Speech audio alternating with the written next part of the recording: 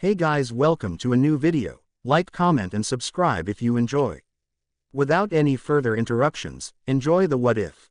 Rewritten Chapter 9. Jinchuriki.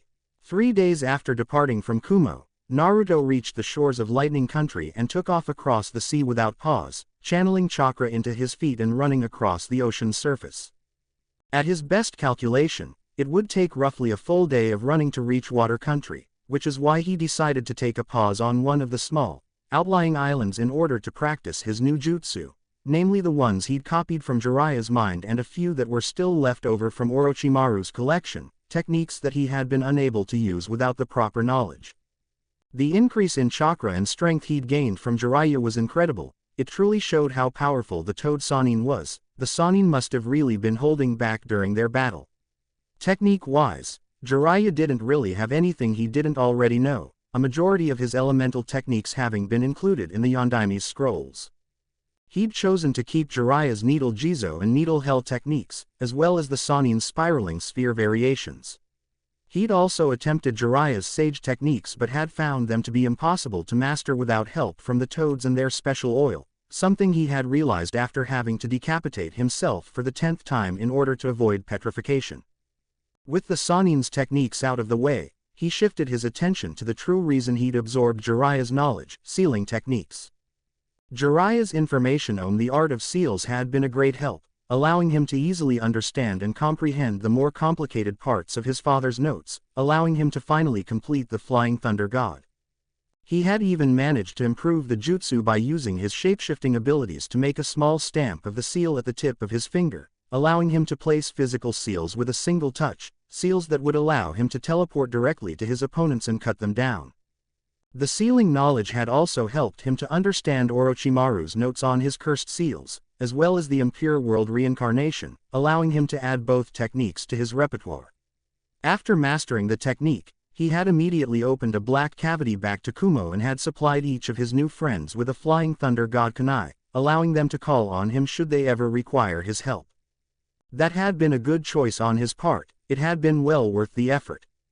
Flashback. Yugito stood outside Naruto's room with her hand raised, prepared to knock on the other blonde's door. She had received a message to meet him but had found herself stalling at the last minute.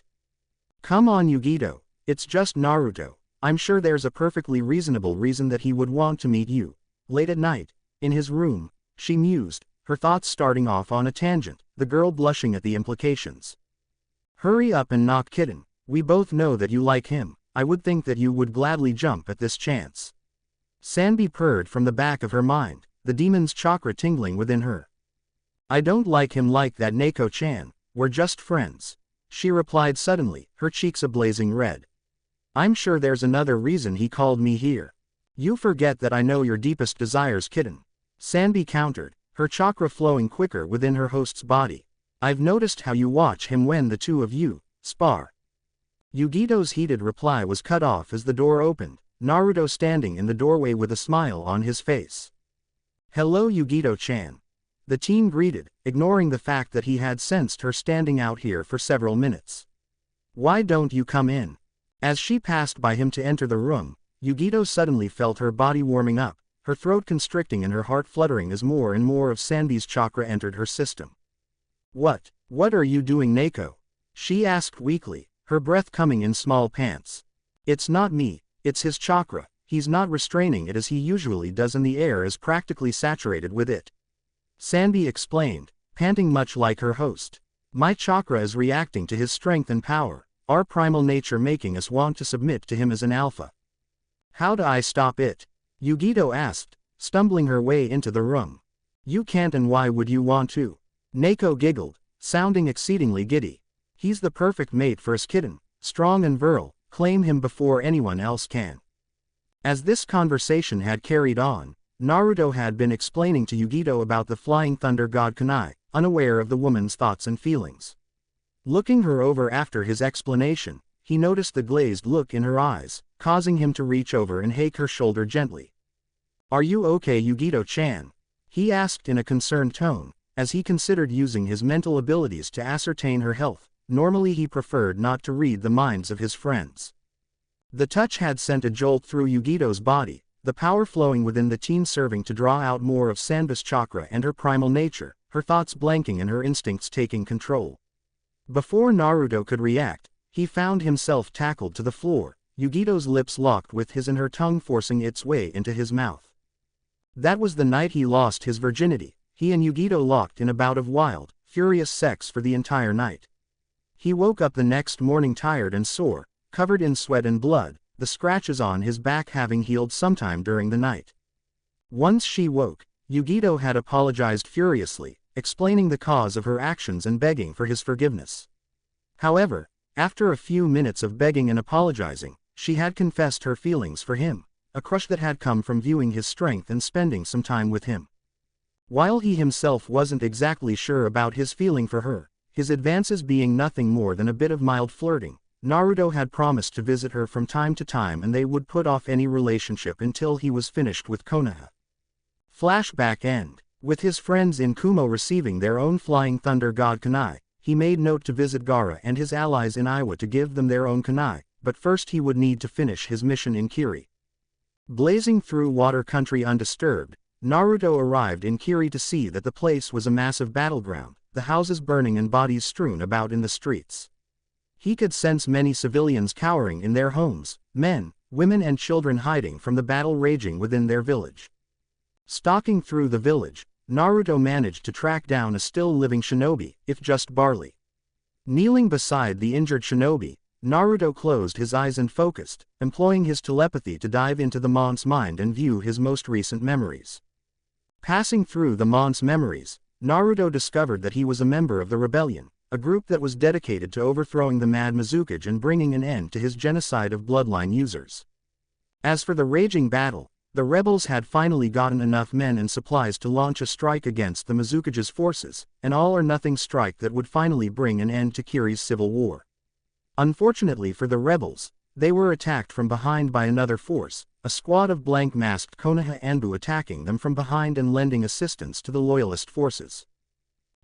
Blank masks and the Konoha symbol, these must be the root mentioned in Jiraiya's memories. Naruto mused, his brow furrowed in thought.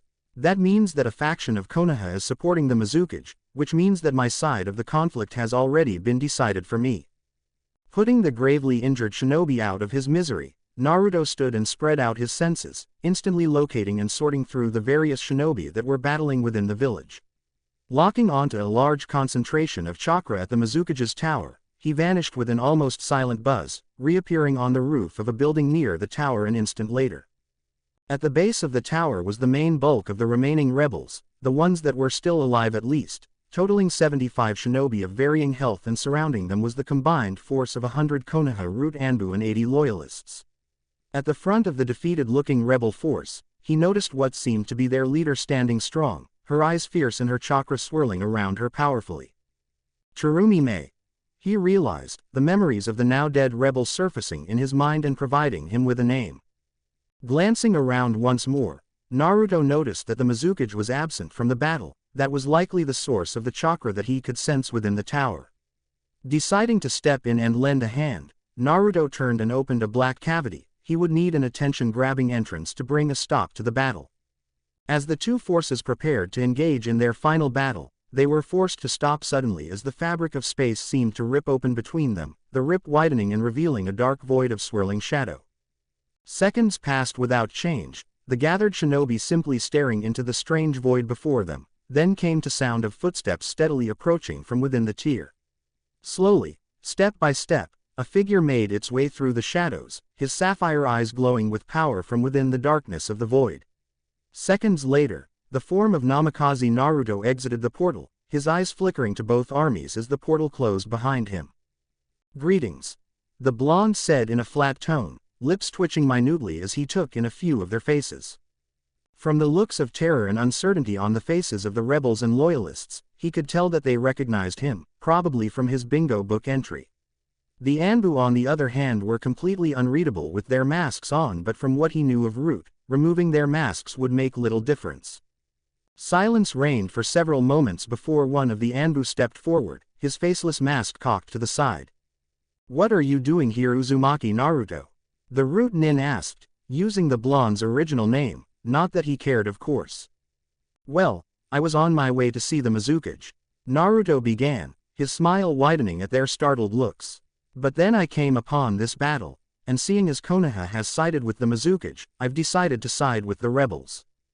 His announcement caused a few of the rebels to cheer or sigh in relief, their loyalist opponents stiffening in fear. I see. The Anbu, a captain he assumed, replied as he raised his weapon. Namikaze Naruto, by order of Danzo-sama, we are to offer you the chance to surrender. Should you fail to comply, we have been authorized to use force and bring you back to the village. Will you, Sir Grk? In a blur of movement, Naruto had raised his hand and spiked his chakra, a black blur flying across the distance and piercing the Anbu's chest. Hidden shadow claws, finger gun. As the gathered shinobi watched, a little hand formed of darkness and shadows ripped its way out of the mon's chest, one clawed finger still extended, still dripping with blood. The loyalists and rebels took a step back at this display, the root Anbu stoically raising their weapons. Naruto simply ignored them and returned his shadow claw to his sleeve. As the blonde opened his mouth to speak, a figure jumped out from the crowd of loyalists and landed a few meters from him, his chakra spiking threateningly. The figure was a large man, standing at over 6 feet with a dark beard and hair. In one hand he held large black axe with a short handle, in the other was a large black hammer also with a short handle. Both had rings at the ends and were connected by a short chain. Namikaze Naruto, my name is Jinin Akebino, member of the 7 ninja swordsmen of the mist. The man bellowed, his sharpened teeth glinting, and he grinned maliciously. As a fellow sword specialist, I challenge you to a duel. Not bothering to spare the man a glance, Naruto raised his sword and pulled the trigger, causing the weapon to begin vibrating. With an almost silent buzz, he vanished from sight, reappearing behind the swordsman with his weapon lowered. With a clink and a thud, Jinin fell to the ground in 2 halves, his weapon falling apart in little pieces. Ignoring all of the shocked faces surrounding him, Naruto inspected his blade carefully. There wasn't even a drop of blood on the blade's surface. It had cut far too sharply and quickly for that. With his inspection complete, he glanced up at the surrounding shinobi, a deep frown marring his face. I don't have time to play around with you weaklings. He spoke, his voice resounding through the area. I have a cage to kill. A few of the Anbu and loyalists stiffened as he raised a hand, his finger pointed at one of the root nin, a crimson diamond appearing in his eyes. You, Naruto began, locking eyes with the root nin. Return to Konoha and inform your master that I will be coming for him soon, then you are to die. With a reverent bow, much to the surprise of his fellow Anbu, the root nin vanished across the rooftops. Turning his gaze on the rest of his opponents, Naruto looked each one in the eye and took command of their minds, his Uyagen and mental abilities strained to their limits as he took command of all 177 shinobi. As for the rest of you, he shouted, his voice firm and commanding. I order you to die. As one, each shinobi raised their respective weapons, tantos for the root nin and kunai for the loyalists. Yes, Naruto-sama, and cut their own necks. The rebels could only stare dumbly for a moment, eyes wide with shock, before they began cheering. Everyone calm down, Mei shouted, bringing her force to a calm silence. We still need to deal with Yagura and his guards. As her forces calmed down, Mei turned to Naruto, grinning as she looked him up and down. I must thank you for your assistance, Namikaze-san. She spoke, bowing respectfully, her men mirroring her actions. If it wasn't for you, we may all have died here today. Think nothing of it, Terumi-san. Naruto replied with a bow of his own. I have a grudge against Konoha, so I was planning to kill them anyways. Would it be all right to ask for your assistance against the Mizukage? Mei continued, her eyes locked on the tower looming over them. From what I've seen and heard, you can probably handle him and we will compensate you for your help. Naruto paused for a moment. He had planned on killing the Mizukage regardless, but having the rebel forces owe him one would be quite the bonus. I might as well, he spoke after a moment, causing his new allies to sigh in relief. It just wouldn't be right for me to save your lives, only to leave you to die moments later. Thank you, Mei replied, smiling in relief. Yagura is within his tower with a few of his guards, my soldiers, and I will clear the way for you and keep his men out of your way. Entering the tower, Naruto and his helpers made their way to the top without encountering any resistance, which was enough of a sign for them to leave some men behind on each floor in case of a trap. Reaching Yagura's office, they found the cage calmly seated behind his desk, several of his loyal Jonin surrounding him. Much to the blonde's shock and surprise, there was an image of a Sharingan flickering over top of the Mizukage's eyes, a Mangekyo Sharingan at that. Deactivating his Uyagen, Naruto was unsurprised when the Sharingan image vanished. Only his activated dojutsu would allow him to see the image. Interesting. The blonde muttered out loud, gaining a few questioning gazes from his allies. Is he an Uchiha? He continued, a plan forming in his mind as he turned to Mei, his Uyagen reactivated. She seemed surprised at the question, as did many of the others. And no, he was born in Kiri and neither of his parents had bloodlines, Mei replied after a moment's pause, her brow raised in question. Why? My eyes allow me to see through genjutsu. Naruto replied, turning his attention back to Yagura. I can see a Sharingan spinning within his eyes. Ow! One of Mei's bodyguards chose that moment to activate the Byakugan hidden behind his eye patch, flooding the eye with chakra until he could see the same image as the blonde. He's right, Mei-sama, Ao cut in, both of his eyes wide with shock. There seems to be a Sharingan spinning over top of Yagura's eyes. He seems to be under the effects of a powerful genjutsu. That caused everyone to look at the Mizukage with widened eyes, the man frowning under the shocked gazes of his enemies and allies. In a blur of movement, he stuck, killing his own guards and rushing towards the rebels. Naruto intercepted the cage halfway, moving far too quickly for the others to follow, both of his arms extended and his fists pressed against the other mon's chest. Six King Gun. A powerful shock wave slammed into Yagura, sending him flying backwards, through the tower's window and into the city below. From what I could see, it was a very powerful genjutsu. Naruto commented, getting a nod from Ao in agreement.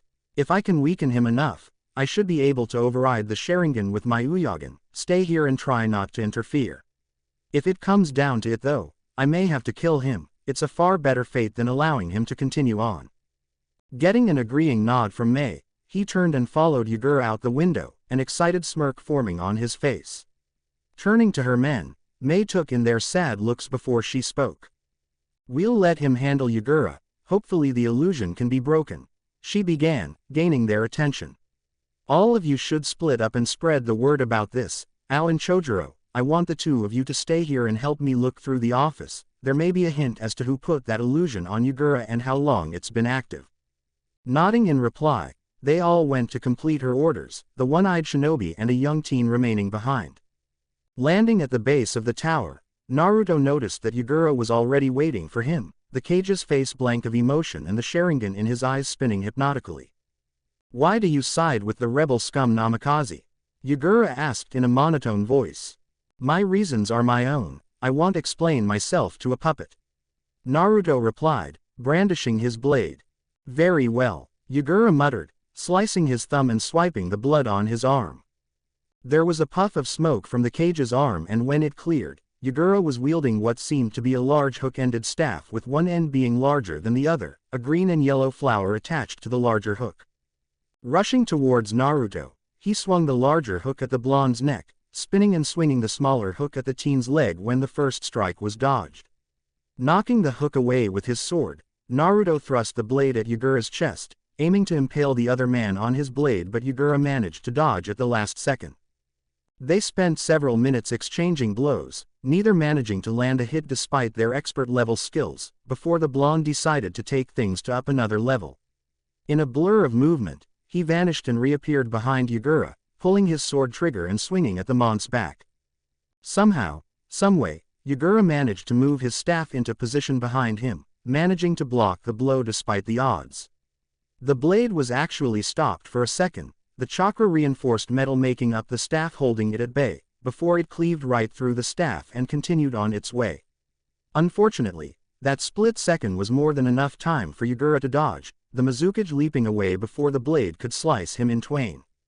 Looking down at his destroyed weapon, Yagura frowned before throwing both halves of the staff at Naruto, his hands already flying though a set of hand seals. As Yagura stopped at the ram seal, Naruto noticed that the flower on the larger half of the staff was glowing, a series of seals spreading from it to the rest of the staff. Before the blonde could dodge, The flower and staff exploded, the powerful explosion shaking the cage tower and many of the surrounding buildings, startling their inhabitants. That explosion had the power of at least 100 explosive tags. Yagura mused, an almost invisible smirk making its way onto his face. There's no way he managed to survive it. Ah, but I did, came a voice from behind him. Wah. As Yagura turned on his heel, he was met with the sight of Naruto's descending blade, the blade barely missing his head and slicing his left arm off at the shoulder. He screamed in pain, his other hand gripping his wound as he leapt away, anger flashing across his face. You'll pay for that. Before Naruto could make a witty reply, he was pushed back by an explosion of demonic chakra from Yagura, the cage's wounds beginning to close as he began drawing on his demon's chakra. Not good, it looks like he's going to use his demon inside the village. Naruto realized, various plans racing through his mind in an instant. As he watched, Yagura was quickly covered in a cloak of ocean blue chakra, the demon's power coming to the surface to empower its host. With another spike of power, the cloak began drawing in water from their surroundings, the mist clearing as the water vapor was drained away by the cloak. As more and more water was drawn in, Yagura's cloak continued to grow in size, the demonic chakra growing in strength and potency. As Yagura's cloak and form doubled in size, a tail of water and chakra formed behind him, a second beginning to far as the cage continued to grow. This continued on for several seconds, immense amounts of water and chakra surrounding the cage, until the large, watery form of the four-tailed giant turtle towered above the cage tower with Yagura at its center, protected from harm. The beast reared back its head and gave an earth-shattering roar, its tails whipping around and destroying parts of the village, crushing homes and killing innocents.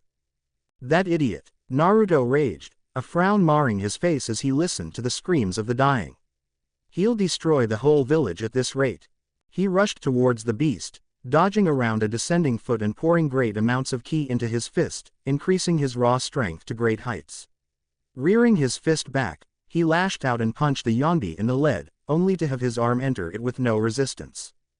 Feeling great amounts of pain in his arm, Naruto pulled it out of the leg and found that it was melted down to the bone, melted by the highly corrosive liquid making up the demon's form. Noticing that he was healing far slower than usual, Naruto simply sliced the arm off at the shoulder and regenerated a new one. Damn it, the water is filled with his demonic chakra, not only will it injure me but it slows my healing down as well. Naruto cursed with a frown, although he was quite interested in the demon's form. This was far better than Shukaku's demon form. Before I do anything else though, I need to get him out of the village. The rebels won't be all that thankful if I allow him to destroy their village. Blurring into motion, he transported behind the beast and fully released his limiter seals, his chakra flaring and drawing the demon's attention away from the tower it was just about to destroy.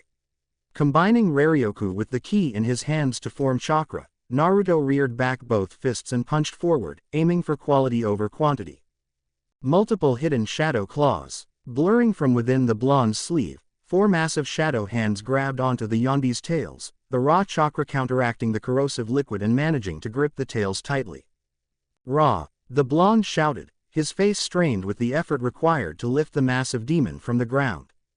Many ninja and civilians, innocent bystanders that could only stand by and watch the demon's rampage, gaped in shock as the massive demon was lifted up above the village and swung around in circles. Having achieved sufficient speed, Naruto released his grip and sent the beast flying over the village walls, raising massive waves as the beast crashed down into the sea, the large walls being the only thing that prevented the village from being crushed under massive amounts of water.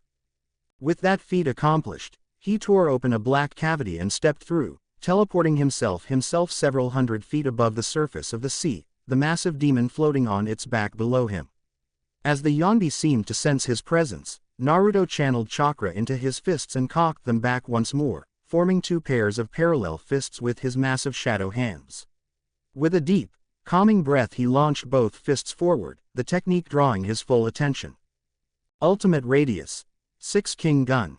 With a powerful explosion, the shock wave released by technique blew apart the demon's body and parted the sea below, causing Yagura to fall all the way to the sea floor. Several seconds passed before the technique came to a stop, the water pouring in and filling the crater formed by the blonde's attack. A few minutes passed before Yagura surfaced from the ocean floor. The cage was bruised and broken but still very much alive. He had been protected by the Yondi's form, but the shock wave had still managed to reach him within the demon's center.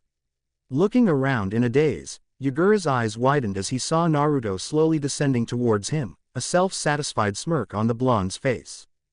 Face twisted with rage, Yagura drew on the Yondi's chakra, trading power for speed in order to form a small four-tailed chakra cloak around his form. Raising his tails above his head, the tips hovering an inch above his mouth, he began gathering chakra at the tips, orbs of black and white chakra appearing and coalescing together in a spherical shape. Within an instant, the cage had formed a black and white ball of condensed chakra, one that was aimed directly at his blonde opponent. Tailed Beast Ball. Not even bothering to spare a glance at the attack, the most powerful technique available to a tailed beast, Naruto surrounded his hand in extremely dense chakra and backhanded the ball away. The tailed beast ball was sent flying into the distance, landing in the sea and forming a massive dome of chakra as it exploded, vaporizing the water in an instant and forming a massive crater that was soon refilled. Naruto took a moment to bask in the look of terror and shock on Yagura's face, but it soon turned into a frown as his opponent turned tail and ran, the cage diving beneath the surface of the sea and swimming as fast as he possibly could. Snarling in annoyance, the teen slowly went through hand seals and aimed towards the ocean, tracking the cage's form with his hand. Lightning release. Lightning ball. With the silent buzz of electricity, a ball of lightning formed in Naruto's hand, hovering in place for a moment before it was fired towards the ocean. Using his absolute control over the lightning element, Naruto controlled the ball as it honed in on the fleeing form of Yagura, dropping it into the ocean and causing it to explode in a surge of lightning. He could practically hear Yagura's scream as the cage was electrocuted, his chakra protecting him from death but the lightning buzzing through his mind, shutting down his motor functions and causing him to sink into the sea. Landing on the surface of the sea, several meters above the sinking cage, Naruto cut his thumb and began forming seals. Summoning technique. Mercreature. There was a puff of smoke below the water, a massive shadow shooting out of the cloud and streaking through the water, quickly making its way towards Yagura. A few seconds passed before Yagura was lifted out of the water, the cage trapped within the tentacles of Naruto's summon. The summon in question was a massive sea creature, roughly half the size of Gamabunta, with the head of an octopus, tentacles and all, and the body of a man with webbed hands and feet. It was covered from head to toe in green fish scales, a pair of large bat wings extending from its back, 6 clawed fingers extended from each hand. Behold Yagura, the unrivaled master of the sea, the Cthulhu. Naruto announced, stalking up to the exhausted Mizukage, his hand rising up in order to place a chakra-blocking seal on Yagura's forehead in case the cage was faking. Stay still Yagura, I will either free you or be forced to kill you, you would do well to cooperate. Staring into the Sharingan-covered eyes of his opponent, Naruto began asserting his will on Yagura's mind, diving into the cage's head in an attempt to destroy the genjutsu. Whatever this illusion was, it was quite powerful, taking several minutes and a quarter of the blonde's power in order to dispel. Still, he was able to accomplish his goal and the illusion was broken. As the genjutsu broke, Naruto found himself being drawn out of his body and into Yagura's mind, his own mind being dragged into the deeper recesses of Yagura's mind. He found himself within a dark void, an area devoid of all light, sound and even thought. This part of Yagura's mind was completely empty. Calmly taking a glance around despite his unintended trip into Yagura's subconscious, Naruto spotted another figure inside the void with him. There was a man wearing an orange spiral mask and an Akatsuki cloak standing directly across from him. Uchiha Madara, Naruto muttered, nodding to the figure. Namikaze Uzumaki Naruto, I suppose the Kyuubi told you all about me? Madara asked, continuing after he received a nod from the blonde.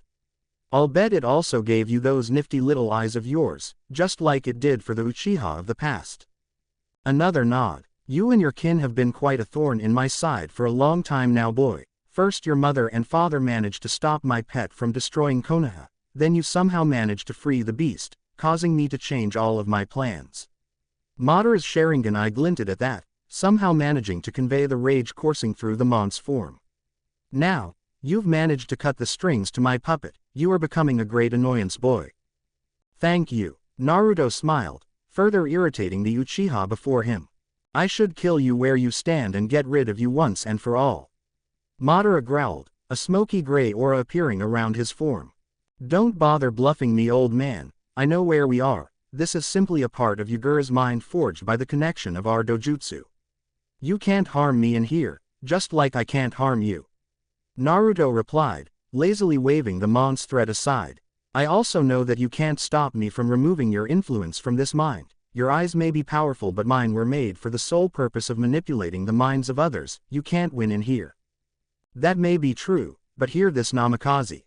Madara snarled, his form beginning to fade away. One day we will meet in battle. When that day comes, I will kill you. As the Uchiha faded from the void, Naruto felt himself being drawn out of Yagura's subconscious and back into his own body, the darkness of the void being replaced by pupilless pink eyes. Where am I? Yagura asked weakly, his eyes darting about in confusion. What's going on? You're a few miles outside of Kiri, Mizukage-sama, Naruto answered, drawing the cage's attention. You have been under the effects of a powerful genjutsu for quite some time. I managed to free you, but I had to weaken you in order to do so. Everything will be explained back in the village. Receiving a hesitant nod from the weakened cage, Naruto helped Yagura break free from the Cthulhu's tentacles and onto its head, the creature taking off towards Kiri at high speeds. Konoha. 3 hours after waking from a healing coma, Jiraiya found himself summoned to the council chambers, the council requiring a retelling of his battle with Naruto. Then I woke up here and you know the rest. Jiraiya finished, the council breaking out in whispers immediately afterwards. Hokage-sama, obviously we need to increase the boy's bounty and mark him as a kill or flee on sight. One of the civilian councilors spoke, his fellow councilors shouting out their support. He has shown that he has no desire to return to Konoha. We need to mark him down accurately. Silence. Tsunade shouted, ending the whispers. I'm afraid you're correct, Counselor Tori. I had hoped to bring Naruto back and show him that the village could be worth his forgiveness, but this attack on Jiraiya cannot be ignored. She sighed as they nodded in agreement. She didn't want to do this, but Naruto had given them little choice. Naruto will be raised to a SS rank threat with a flee on-site order. Tsunade continued. It broke her heart to do this, but it was her duty as Hokage and she needed to protect the village. We will also mark him to be killed on sight if able. He is a threat that needs to be dealt with. With the council in agreement, she prepared to end the meeting, only for the chamber doors to be thrown open, a lone Root Anbu entering the room at a fast clip. What is the meaning of this, Danzo? Tsunade asked, eyes narrowed in a mix of suspicion and anger. She was well aware of Danzo's private Anbu force. It was just one of those secrets that everyone knew about but didn't care to mention. The Root were little threat to Konoha and they were a great help to the village in hard times. I assure you, Hokage-sama, that I am as surprised by this as you are. Danzo replied, his single eye narrowing dangerously as he turned to the invading Anbu. What are you doing here? What is the meaning of this? The Root Nin took a moment to glance around the room, his eyes finally stopping on Danzo's face as he took off his mask, causing the many people in the room to gasp at the vibrant red diamonds in the boy's eyes. Those are the same as Naruto's. Jiraiya whispered, his tone a mix of curiosity and a little fear. I have returned from the mission to Kiri, Danzo. I am the only survivor and I bring you a message from Namikaze Naruto, the Root Nin spoke, his tone blank of emotion. Hearing the blonde's name, the members in the room perked up and listened intently. Perhaps he had come to his wits and decided to surrender. I will come for you soon. The Root Nin continued, the crimson diamond slowly fading from his eyes. Before anyone could reply or react, the Root Nin drew his blade, startling the shinobi in the room, and stabbed himself through the skull. Silence. Tsunade shouted, bringing a stop to the following commotion. Anbu, take that body to be examined. I want to know why his eyes were like Naruto's. 4 animal-masked Anbu melted out of the shadows of the room, grabbing the dead body and vanishing in the swirl of a body flicker. Tsunade turned her attention to the rest of the council. The civilians had begun shouting once again and the clan heads were whispering amongst themselves. Silence. She shouted over the clamor, bringing silence to the council room once more. Good. Now then, Danzo. The old man turned towards her at that, his attention finally being drawn away from the spot where his Anbu had died, his face paling at the look on Tsunade's face. She was extremely furious. What is this about a mission to Kiri? Danzo paled further. With Naruto, Kiri. 2 weeks after his battle with Yagura, Naruto found himself walking through the village's streets, a smile on his face as he was greeted by the many villagers. Once everything had been fully explained to the hypnotized Mizukage, Yagura, with the support of the rebel forces, had held a village-wide gathering. During the gathering he fully explained what had happened to his subjects and apologized for failing them. Then he stepped down as Mizukage and handed the position over to the leader of the rebels, Terumi Mei, who, surprisingly enough, turned out to be a cage-level shinobi. The next day Yagura left Kiri, exiling himself in order to travel around the elemental nations and apologize to the few survivors of the clan purges, searching for absolution of his sins. As for Naruto, he had been labeled a hero in Kiri, both for his power and his actions leading to the freedom of the village and its cage. He had been offered sanctuary and a powerful position within the village, but he had turned it all down, aiming for an alliance much like he had with the other villages. Kiri was more than willing to ally with him against Konoha, with Danzo's route assisting with the loyalist forces and an Uchiha placing their cage under an illusion. They were looking forward to spilling leaf blood. Still, Naruto had refused that offer. He was more than capable of dealing with Konoha on his own, and Kiri needed to focus on rebuilding and growing strong. In the end, a contract had been drawn up and signed. It was just like the one he had with Kumo and Iwa. Kiri would trade him seafood and allow him access to their shipping lanes. In exchange he would offer them lumber and other resources. In the end it was his fastest established alliance, the meeting taking less than an hour and the contract being written and signed within minutes. As he had plenty of time to spare, Naruto spent his time in Kiri working on his skills at water manipulation, learning new jutsu from Mei and other Kiri nin, as well as practicing his kenjutsu with Chojuro, the last of Mist's 7 swordsmen. Tonight was his last night in Kiri. He planned to leave tomorrow in order to look for clans and missing nin interested in joining his village, hoping to recruit those that had nowhere else to go. He had gotten a list from the ex-rebels about some of the clans that had escaped the bloodline purges and where to find them. He planned to find them and give them a choice. They could either return to Kiri and reclaim their clan rights, or they could join with his soon-to-be-formed village. He'd also taken the opportunity to pick up a bingo book from each country, allowing him to skim through the various missing nin and find those that benefit his village, namely the ones that had acceptable reasons for deserting their villages, not the monstrous filth like Orochimaru. As he set out from Kiri the next day, a group of shinobi and villagers showing up to wave his off, Naruto couldn't help but chuckle. Everything is coming along nicely. Naruto mused, ideas passing through his mind as he formed his plans. Soon Konoha will fall. A new village will be built over its ashes, and my efforts will see to it that it thrives. Rewritten Chapter 10, K's Cage.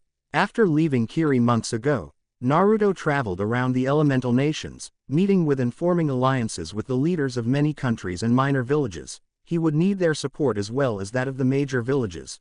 Those small countries would stand between he and his allies after all, the major villages being fairly spread apart after all.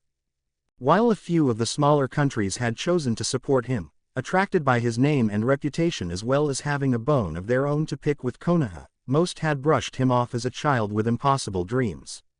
Among those that supported him were Spring, Wave, Moon and Demon countries. Their leaders were great friends of his and they owed him more than they did Konoha. While traveling between villages and countries, he also took the time to meet with a few of the wandering ninja clans and missing nin, making recruitment offers with those that met his standards. Most of them had only agreed to support him should he manage to destroy Konoha. They had been incredibly surprised when he readily agreed to that condition, as even Orochimaru had required the help of the shinobi he recruited. Still, seeing as they wouldn't be forced to fight against one of the major villages and wouldn't face any danger, they gave him affirmative responses. These shinobi had been traveling for many years. A new home with little restrictions and compunctions was more than they could expect elsewhere. Things were coming along quite nicely. Standing on top of the destroyed Hokage monument, the Sandame's head to be exact, Naruto gazed down at the nighttime image of the village he'd once loved. At one point in time, this image had filled his heart with warmth and joy, but now, he could only remember the pain and abuse he'd suffered here. He only felt hatred and anger as gazed down on Konoha. As he surveyed the village below, Naruto remembered every harsh glare, every thrown rock, every punch, every kick and every stab. He remembered every beating he had suffered at the hands of these people and it enraged him. He looked forward to the day he finally paid them back. Fortunately for them, today was not that day. He hadn't planned to set foot in Konoha until after he had Suna's support and he was prepared to destroy the village, but after the 26th attack by a squad of Root Anbu, he'd gotten quite annoyed and decided to pay them a visit. Pulling out a tri-pronged kunai, Naruto took aim and let it fly, vanishing in a flash of red light a moment later. Appearing beside his kunai in a second flash of red, Naruto took stock of his surroundings. It had been a long time since he'd last been here, but this place still gave him a creepy vibe. Hopping over the 40-foot-tall fence, Naruto entered the Forest of Death, his body shifting into the cloaked form of a Root Anbu captain. This particular Root Nin had been one of the members of the last squad sent to kill him. Naruto had used his absorption vortexes to drain the Root Nin of his form, memories and personality traits, allowing him to fully impersonate the dead shinobi. Walking through the forest at a sedate pace, he soon reached a shadowed clearing with a large boulder placed in the center, near invisible footprints surrounding the rock. Walking up to the boulder, he changed his chakra signature to perfectly match that of the dead Root Nin and placed his hat on the rock, his power flowing through the stone in a certain pattern. Seconds passed with nothing happening, then the blonde twisted his chakra, causing a glowing seal to appear on the boulder. With the sound of metal grinding and grating stone, the rock slid back to reveal a ladder leading into the ground, one of 50 entrances to the root base beneath the ground. Without pause or a search for traps, Naruto leapt into the revealed hole, sliding down the ladder and landing on the ground below. Strolling down a long connected hallway, the blonde smirked as he reached the end and entered a large, circular, meeting room filled with numerous Root Anbu, all of whom were kneeling before a figure on a throne, Danzo. He continued on without pause, passing by the kneeling Root and stopping before the throne, removing his mask as he did so. "Ah Yan, welcome back." Danzo greeted with an upturned quirk of his lips, pleased that the eyes he was gazing into were void of a crimson diamond. "With your return, I take it that the Namikaze is dead." "I'm afraid that I'm very much alive, Danzo," Naruto replied, grinning wide as he shifted back to his base form. Over the year and some that he had been traveling, he had changed his looks to better reflect his true age and worldly experiences. His appearance had been changed more and more until he no longer resembled himself from a year and a half ago. He now stood at 5 foot 10 inches, while he'd physically aged to roughly 15 years old, although he could pass for 17 or 18. He had grown his hair out until it reached down to his waist, something that all-powerful shinobi seemed to take part in. He'd also chosen to change it from the sunshine blonde of a Namikaze to the characteristic red of an Uzumaki. Included in the change in color was a change in style, his hair changing from its gravity-defying spikes to a long, slicked-back style at the front and sides, the rest leading into a long ponytail held together by a black metal clasp. He had also chosen to change his eye color, shifting them from the sapphire blue of his father to the dark blue of his mother. His clothing style had also undergone a change in some parts.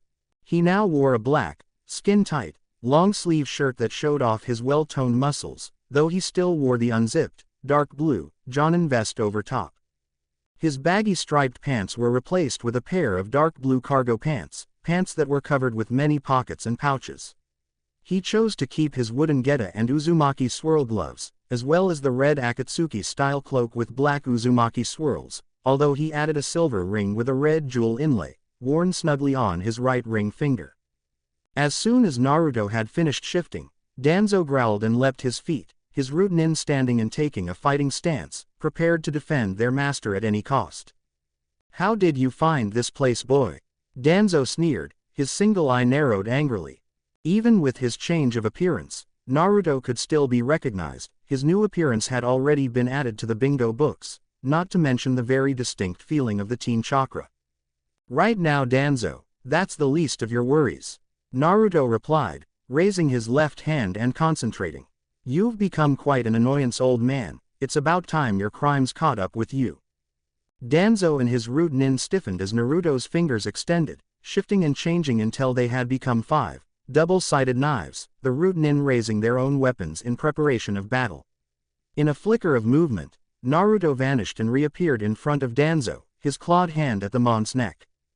With a loud splat, Danzo watched fearfully as all of his remaining shinobi fell apart into many small chunks, their blood splashing all over the walls and floor. You've been sending your brainwashed soldiers at me for the last 18 months, that's 18 months too many. Naruto growled as his claws slid forward, their edges sharpened to the thickness of a single atom, slicing through the mon's neck like a kunai through water. As he watched the old man's head drop to the floor, Naruto couldn't help but feel that something was wrong, something was different. A moment later his chest was pierced by a sword, one that had entered through his back, pierced through his heart and exited from his chest. Eyes wide, Naruto turned to see Danzo standing behind him, the one in front of him fading away before his eyes. How did you survive? Naruto gasped, blood dripping from his mouth. Smirking smugly, Danzo reached over with his left arm and pulled off his bandages, revealing a Sharingan in his eye socket and 10 more in his arm, one of which seemed to have closed. At the cost of one eye, I can cast the ultimate genjutsu, the Izanagi, an illusion that allows me to control my own state of existence and avoid death. Danzo gloated, believing his opponent to be defeated. I see, Naruto replied, twisting around and yanking the blade out of Danzo's grip, swinging for the mon's neck once more and removing his head from his shoulders, only for Danzo's body to fade away, the real Danzo reappearing a few meters away, another Sharingan eye closing. So, your healing allows you to survive even that, Danzo muttered, his right eye glinting dangerously.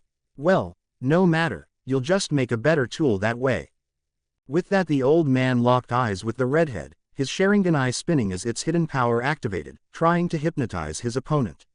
Feeling the attack on his mind, Naruto immediately activated his Uyagen, deflecting Danzo's mental probes. Don't bother with that old man, your eyes are inferior to mine. Naruto chuckled, forcing Danzo's influence out of his mind. Even if you were an Uchiha, you would still lose this battle. Yes, you'll make quite the fine tool. Danzo sneered, picking up a blade from one of his dead shinobi and rushing the redhead. After you learn your place, of course. As Danzo approached, Naruto raised his hand and extended his fingers, the small appendages streaking across the distance in an instant and piercing through Danzo's head, tearing it from his shoulders and into the wall behind him. A moment later the body faded away. Quite the useful ability you have there, Danzo. Naruto complimented, dodging Danzo's retaliatory sneak attack. I will enjoy taking it for myself. Damn it, he's too fast. Danzo cursed, swinging his weapon with great precision, only to have the redhead dodge away. That's 3 eyes lost already, I need to end this quickly. Leaping back from a wide swing from Danzo, Naruto lashed out with his hidden shadow claws, grabbing onto Danzo and keeping him immobile as he ran forward and stabbed his other arm through the mon's chest. A puff of smoke later, Danzo turned into a masked corpse, the old man choosing to use a substitution rather than waste another eye. Substituting with one of his dead shinobi, Danzo appeared behind Naruto and swung his blade, removing the teen's head from his shoulders. Such a waste, you would have been the perfect weapon. The old man sneered, wiping the blood from his blade. He would have preferred to turn the teen into his tool, a weapon that would bring him Konoha as well as the rest of the elemental nations, but too much had been lost. Namikaze Uzumaki Naruto needed to die. With his Sharingan being ineffective and his root shinobi dead, he wouldn't be able to capture and re-educate the Uzumaki, killing him was the only choice. As he turned to leave the base, he had protocols to activate and a shinobi force to rebuild. Danzo gasped as a familiar blade stabbed through his chest and heart. As his body faded away, the reborn Danzo stared wide-eyed at the headless corpse that had stabbed him, the headless corpse that was slowly regenerating. What the hell are you? Danzo whispered, his eyes widening slightly. You couldn't have survived that. Allowing his healing factor to return to normal speeds, Naruto turned his fully regenerated head to smirk at Danzo. Me, the teen began, vanishing and reappearing behind the man with his sword extended, sending Danzo's head flying. I'm complicated. He didn't even bat an eye as the body faded away, simply choosing to spread out his senses and find the old man. This is getting boring, old man. I can kill you as many times as I need to and you can't do a thing to stop me, just give up. Naruto snorted, dodging around a great fireball from Danzo. Bending backwards at the knees to avoid an earth spear, Naruto raised a hand in a blur of movement, his finger pointed at the older man. Death beam. The beam of energy flew from his finger and pierced through Danzo's chest, vaporizing his heart and chest as the technique was purposely destabilized, causing it to explode violently. As he reappeared a few feet away, Danzo fumed angrily, taking a glance down at his deformed arm. "Damn it, I only have 4 left," the old man hissed, his eyes darting to the chamber's doorway. "I need to get out of here." Turning on his heel, Danzo rushed for the exit, his fingers forming a ram seal as he pulsed his chakra. "Die Namikaze," he shouted, setting off several of the explosive tags in the room. Rushing for the exit, Danzo made it up the ladder and out before the tags exploded, the entire clearing being vaporized by the ensuing explosion. "I need to get away before anyone is drawn by the explosion," Danzo growled, making his way towards the forest. Tsunade is already suspicious after that unauthorized mission to Kiri. Being caught here will only serve to draw further suspicion. He made it to the tree line without a problem and prepared to leap into the trees, only to be decapitated yet again by Naruto. "You've already seen what I can do, Danzo. Did you really think you could outrun me?" Naruto's voice spoke from behind, the teen turning to Danzo's newest position. "I was out of that room before the first tag had even gone off. Damn it all, I need to get out of here and get some help." Danzo cursed, looking around for an exit. "Don't bother, I've killed all of your men and it will take far too long for anyone from Konoha to reach this spot." Naruto continued, his head cocked to the side. "You built your base here for that reason after all. How did he know what I was planning? Is he reading your mind?" "Yes I am," Naruto chuckled, gaining a wide-eyed look from the other man. "I know what you'll do before you even do it, Danzo." In a blur of movement, the old man vanished, his thoughts focused on one single thing, escaping with his life. In a faster blur of movement, Naruto appeared in front of the old man, bringing him to a stop and causing him to stumble backwards in fear. "It's about time that I ended this, old man. I've grown bored of playing with you." Naruto sneered, his eyes glowing with amusement. "Did you really think those illusions of yours were working on me? I told you once already, my eyes are superior to your Sharingan. I could have killed you 5 eyes ago. The only reason you're still alive is so you can learn true fear and despair, and it seems like you've finally learned that lesson. You're bluffing. It's impossible for you to read my mind and it's impossible to see through the Izanagi." Danzo shouted, his wide eyes darting about the clearing. "You're just trying to fluster me, Namikaze. I can see through your paltry tricks. The Izanagi is the most powerful genjutsu in existence, the Sharingan is unbeatable." "Is that so?" Naruto's voice whispered from behind, the one in front vanishing in a puff of smoke. "Not powerful enough apparently." Before Danzo could react, more than a widening of his eyes, his right arm was ripped off at the shoulder, removing both the Senju cells and his remaining Sharingan. As Danzo screamed out in pain, Naruto pulled the wooden arm back and swung, striking the old man square in the face and sending him flying. With a smirk on his face, Naruto took a step towards the old man, only to come to a sudden stop as small, black rectangles began spreading across his skin. Holding his bleeding stump, Danzo looked up and laughed, his eyes glinting victoriously. "I placed my cursed seal on you as you removed my arm. You've been rendered immobile and you will remain that way until the Anbu arrive to investigate the explosion. Hopefully Jiraiya will have some way to keep you sealed." Danzo laughed, his tone delirious. "Even if I die here, I'll die knowing that Konoha is safe from your insanity." Giving the man a flat look, Naruto simply flared his tremendous chakra and broke the seal, gaining some dark enjoyment from the look of shock and terror on the older man's face. A dark grin stretching across his face, the redhead raised his free arm and pointed it at the panicking Danzo, dark blue energy pooling in his palm. "Naruto!" Several voices shouted, various spikes of chakra accompanying them. Turning his head towards the approaching chakra signatures, Naruto watched as Tsunade, Jiraiya, Kakashi, Asuma and Guy leapt into the clearing, several squads of Anbu and Jonin at their back. "Ha ha ha ha ha ha." Danzo laughed, relief and delirium spreading across his face. "Surrender now, Namikaze, you can't defeat them, eh?" Bala. With a loud squelch and an explosion of blood and gore, Danzo's headless corpse dropped to the ground, his final words cut off mid-sentence. As soon as his body hit the ground, a fountain of blood gushed from Danzo's chest and flew upwards, forming 4 different seal patterns in the air. "Shit." Jiraiya shouted, recognizing the seals immediately. Everyone, get away from the body. The Konoha nin managed to make it out of the clearing before the seal's effects activated, the blood forming a large sphere around Danzo's body before flowing back into him, taking everything in the area with it. Looking at the destruction rendered by the seal, Naruto leapt into the center of the crater, Tsunade and the other Konoha nin surrounding him a moment later. Ignoring the shinobi surrounding him, Naruto held out his left hand, causing some of the shinobi to stumble back warily, his right arm gripping Danzo's wooden arm tighter. He soon began absorbing Danzo's free-floating chakra, the Konoha nin watching as a stream of blue light appeared in the air and streamed into the redhead's hand, a stream of blood doing the same in his right hand. Finishing the absorption process, Naruto turned to the gathered crowd, finally paying them some attention. You all should have run when you had the chance, especially you Jiraiya, you should know by now that you cannot defeat me. The redhead spoke, locking eyes with the man.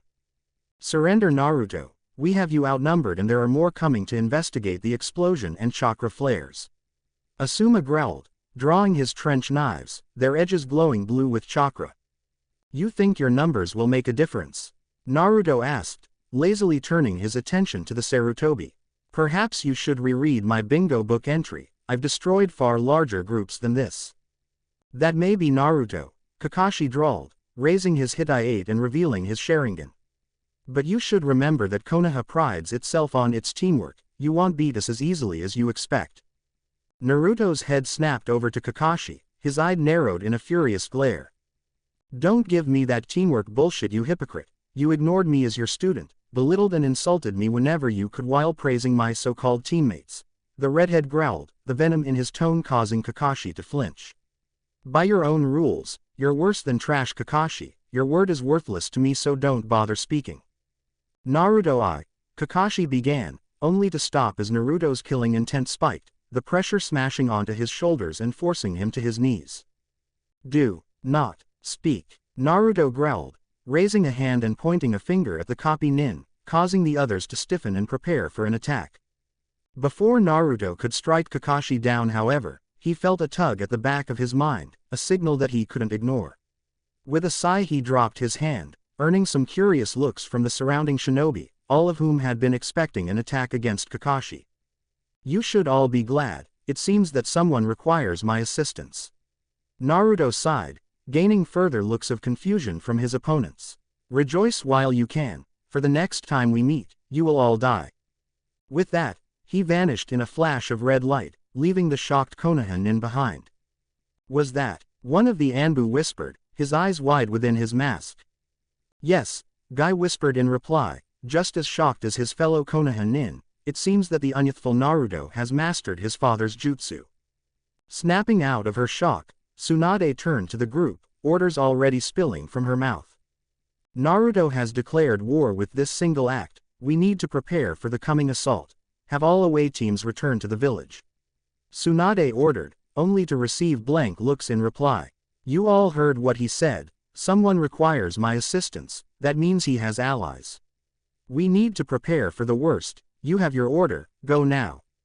Hi, Hokage-sama, they shouted, leaping off into the trees. Picking up Danzo's discarded arm, Tsunade turned to Jiraiya and frowned, his expression matching hers as his eyes turned to the appendage. Come with me, pervert, you need to tell me about those seals Danzo used. Tsunade spoke, turning towards the village. We also need to figure out what Naruto did afterwards, as well as examine this arm, this has Orochimaru written all over it. In a flash of red, Naruto appeared beside one of his Flying Thunder God kunai, a kunai that was embedded in the floor of the Cage's office. Turning to face the Cage, Naruto gave his friend a wide grin, receiving a small smile in return.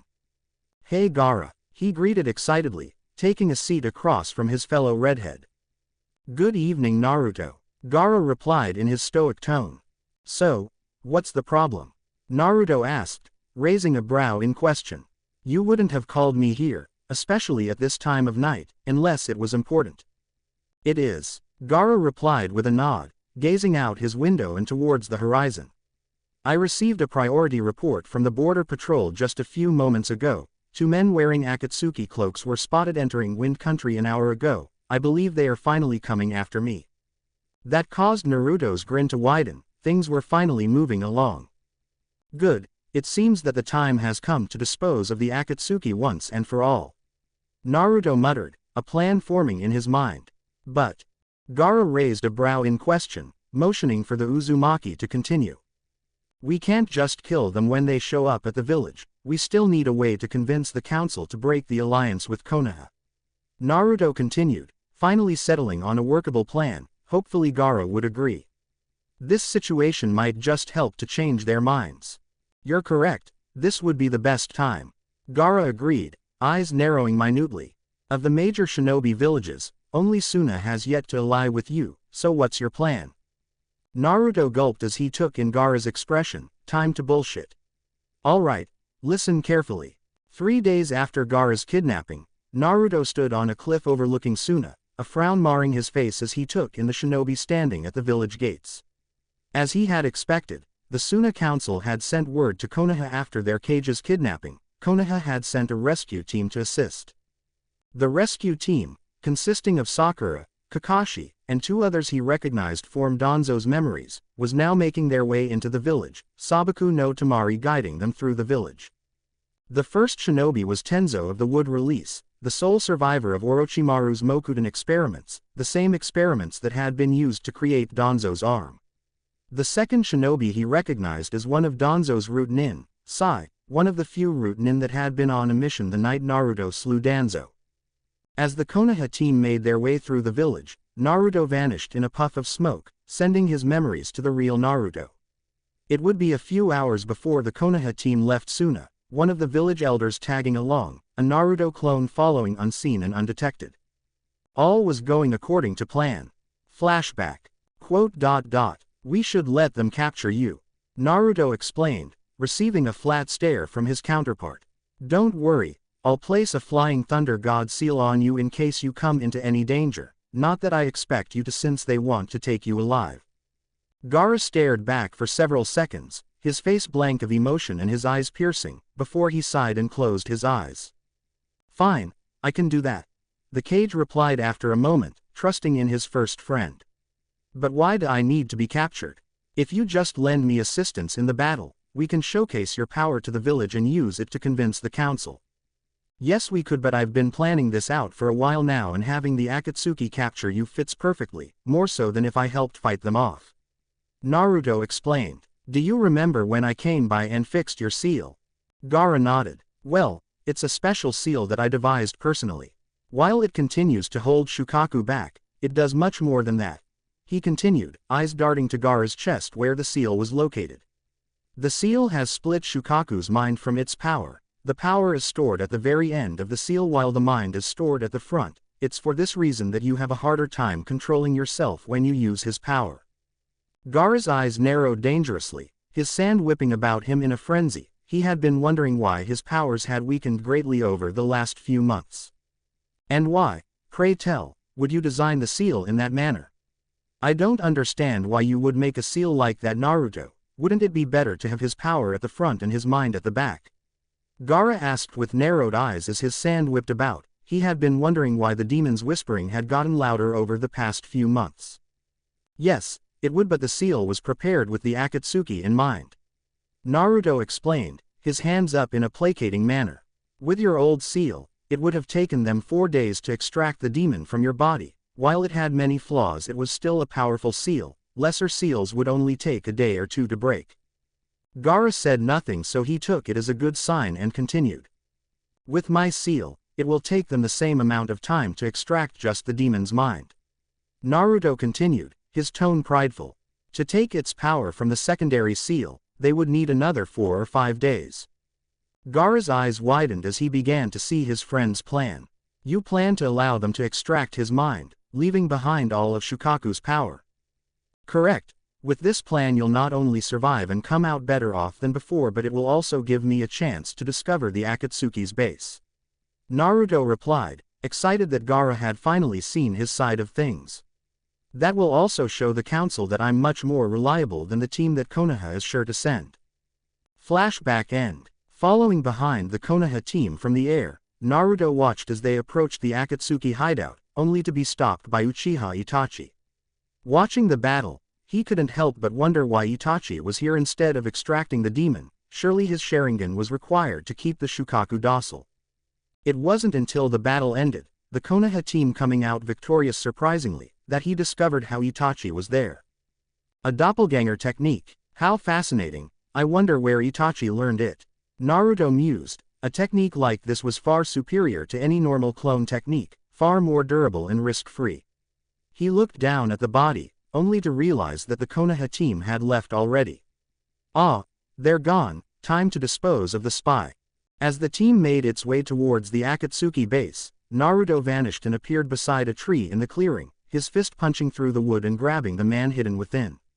Yanking his arm back, he raised a questioning brow at the appearance of the man he was holding, a man in an Akatsuki cloak. The man had large, Venus flytrap-like extensions enveloping his head and upper body, short green hair, yellow eyes, and a dual-toned body. His left side was completely white in color while the right side was completely black. How did you sense me? No one should be able to sense me, not while I'm using that technique. The man gasped, his eyes wide. His voice seemed to alternate in tone, both halves speaking one after the other. That is not your biggest concern right now, Naruto replied, his tone dangerously even as his grip tightened. What is your name? He could feel the man struggling in his grip, trying to escape, but it was to no avail. His chakra was inaccessible. After a few minutes of struggling, the man stopped moving and sighed, surrendering to the inevitable. Without chakra, he couldn't escape. He could barely move without the chakra that had flowed through his veins for so many years. Zetsu, the man finally replied, both halves glaring furiously. Well then Zetsu, you have my apologies. Naruto began, receiving a confused look from the other shinobi.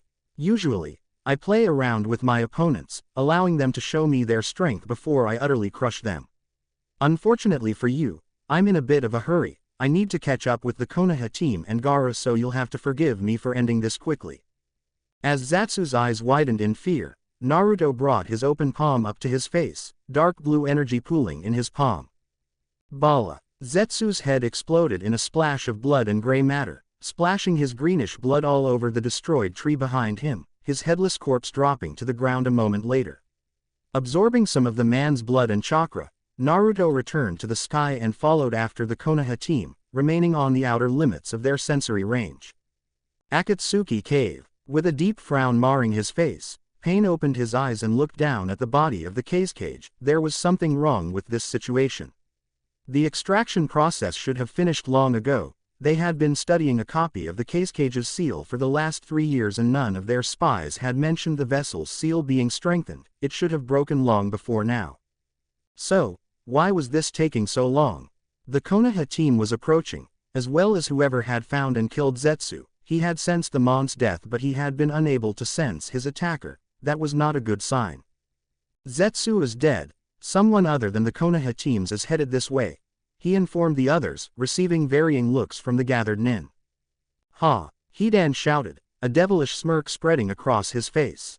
So the weak fucker finally got offed. About time. Be silent, Hidan. Kakuzu growled, glaring at his partner. He was a comrade, show some respect. And without him our spy network has been crippled. Sasori grumbled, thinking about the increased work he would have to do.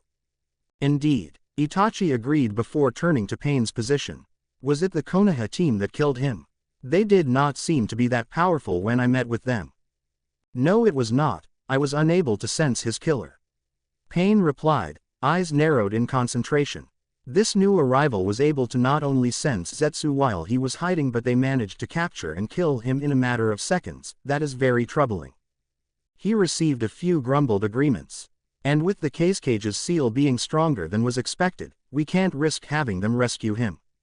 Pain continued, his gaze sweeping over the assembled shinobi. Itachi and Kisame, the two of you are the closest to this cave. End the ritual and begin making your way here. The rest of us will keep going until the team arrives. Sasori and Deidara, when the Konoha team arrives, you will hold them off and move the body to one of the other bases. High Leader Sama. With that, two of the shadowy figures vanished, the rest turning their full focus to the ritual. Team Kakashi and Tenzo, having received the signal from Team Guy who had met up with them a few minutes ago, prepared to breach the rock and enter the Akatsuki hideout. As Naruto watched from the sky, Kakashi gave a nod and Sakura ran up to the large boulder blocking the cave, her fist cocked back and charged with chakra. He was mildly surprised when it shattered, reduced to dust after a single strike. It seems like Tsunade has been teaching her. He mused, watching the confrontation below. No matter, she still isn't much of a threat. Creating a clone, he locked eyes with it for a moment before it disappeared in a blur of movement, his attention returning to the conversation below as he waited for his chance to strike. Reappearing in a clearing a few miles away from the original clone Naruto took in his surroundings, namely the two identical people that were fighting each other. Spreading out its senses, the clone identified the real shinobi from the fake and leapt in, decapitating the fake with its claws. Turning to the other nin, he nodded in greeting. "Hello Neji."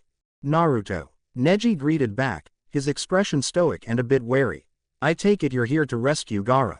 "Hey, I suspected that you saw me when looking for the seal tags." Clone Naruto chuckled, taking a step forward, causing Neji to take one backward. "You're correct. I did come here to rescue Gaara, but with you here as well, I figured I would pass on a message." "So, the time is approaching then?" Neji asked, relaxing his stance. "Yes, it's almost time." Clone Naruto replied, earning a smile from the other shinobi. "Orochimaru will need to switch bodies within the next 3 weeks, by the end of the month he'll be dead and I'll turn my sights on Konoha. Have the branch family prepared to leave by the end of the month, but don't do anything overly suspicious." "Why not kill Orochimaru sooner?" Neji asked, quirking a curious brow. "We both know that you're strong enough to take him." "Yes, but I want him to suffer greatly," Naruto replied, a dark grin spreading across his face. "He must have spent the last few months counting down the time until he gets the Sharingan. I want to wait until the last second before ripping his dream from his grasp." "Understood, I'll spread the word to the branch family," Neji stated, ignoring his friend's maniacal grin, "and Naruto, thank you."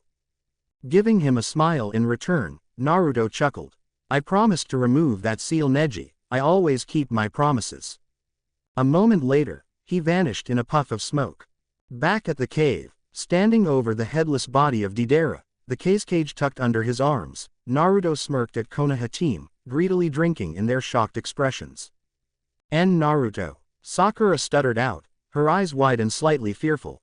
Flashback. Having just finished exchanging dialogue with the Akatsuki pair, Sakura took up a fighting stance, prepared to attack as soon as Kakashi-sensei gave the order.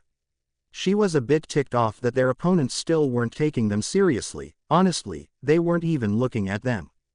The blonde-haired one was saying something to the shorter one, but she couldn't hear him. Then, without even sparing them a glance, he spat out some sort of large white bird from some mouths on his hands. "Gross," she thought, eyes locked on the mont's hands. Picking Gaara up by his sash, the shinobi jumped onto the bird's back and took to the air, easily flying over their heads out of the cave. She turned to Kakashi-sensei to ask for orders, but before she could speak, there was a flash of red light at the edge of her sight and everyone gasped, their eyes widening in shock. Following everyone's line of sight, she gasped at what she saw, standing over the corpse of the Akatsuki member, Gaara in his hands and the white bird torn to shreds, was her ex-teammate, Naruto. Flashback end. Kakashi and Tenzo were the first to recover, quickly snapping to attention and shifting so they could watch both Naruto and the remaining Akatsuki member at the same time. Sai looked on blankly, his eyes narrowed minutely, but he fake smile still in place. Sakura stared at him, her expression a mix of hatred, surprise and fear. She had heard the rumors about his powers and abilities. Word had already spread through Konoha about him destroying several hidden Anbu bases a few days ago, and considering what happened the last time they met, she was right to be afraid. "Who's that?" Chiyo asked, breaking the shocked standstill between the shinobi. "Namikaze Naruto, my ex-teammate," Sakura answered, her tone a bit shaky. Seeing the confused and questioning look on Chiyo's face, she expounded. "He's now an SS-rank criminal known for his defeat of the Sandaime Tsuchikage, the Yondaime Raikage, as well as the Yondaime and Godime Mizukages, not to mention the hundreds of other shinobi and bounty hunters he's fought." Chiyo's eyes widened as she took in the information. Why had she cut off contact with the outside world? Oh yeah, she hadn't planned on participating in any more missions. Wait, Chiyo whispered, her eyes darting over to the redhead and back to Sakura. Namikaze, as in the Yondaime Hokage. Sakura nodded, his son. As the conversation had gone on between Sakura and Chiyo, Naruto and Sasori had been holding one of their own. What are you doing here, Namikaze? Sasori asked, his head cocked to the side. The Akatsuki is no longer after you, you should stay out of our way. I can't do that, Naruto replied, placing Gaara's body on the floor. Your target happens to be my friend, not to mention whatever it is you plan to do with the Biju, I just can't let you continue. I see, then I'm afraid that I'll have to relieve you of the Nibi vessel, we haven't finished with him yet. Sasori growled, pulling a large red scroll from within his robes. Too slow. A voice whispered from behind. With a loud crack, a claw-tipped hand slammed through Sasori's back and out his chest, destroying the Hiriko puppet as the real Sasori leapt away. Landing several meters away, Sasori frowned minutely as he saw a second Naruto standing behind his destroyed puppet, the one with Gaara disappearing in a puff of smoke. Damn it, I didn't even sense him and now my scrolls are over with Hiriko.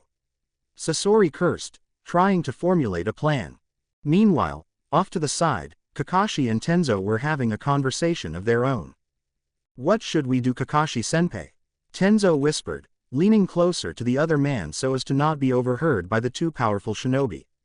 Our first priority is saving the cage. Kakashi whispered in reply, his eyes locked on Naruto's form. Wait until they're distracted fighting, then we can run in and grab the body. After that, we'll head for Suna as fast as possible, we can't deal with Naruto right now. Hi, Tenzo agreed, turning to Sai and forming a few hand signs to relay the message.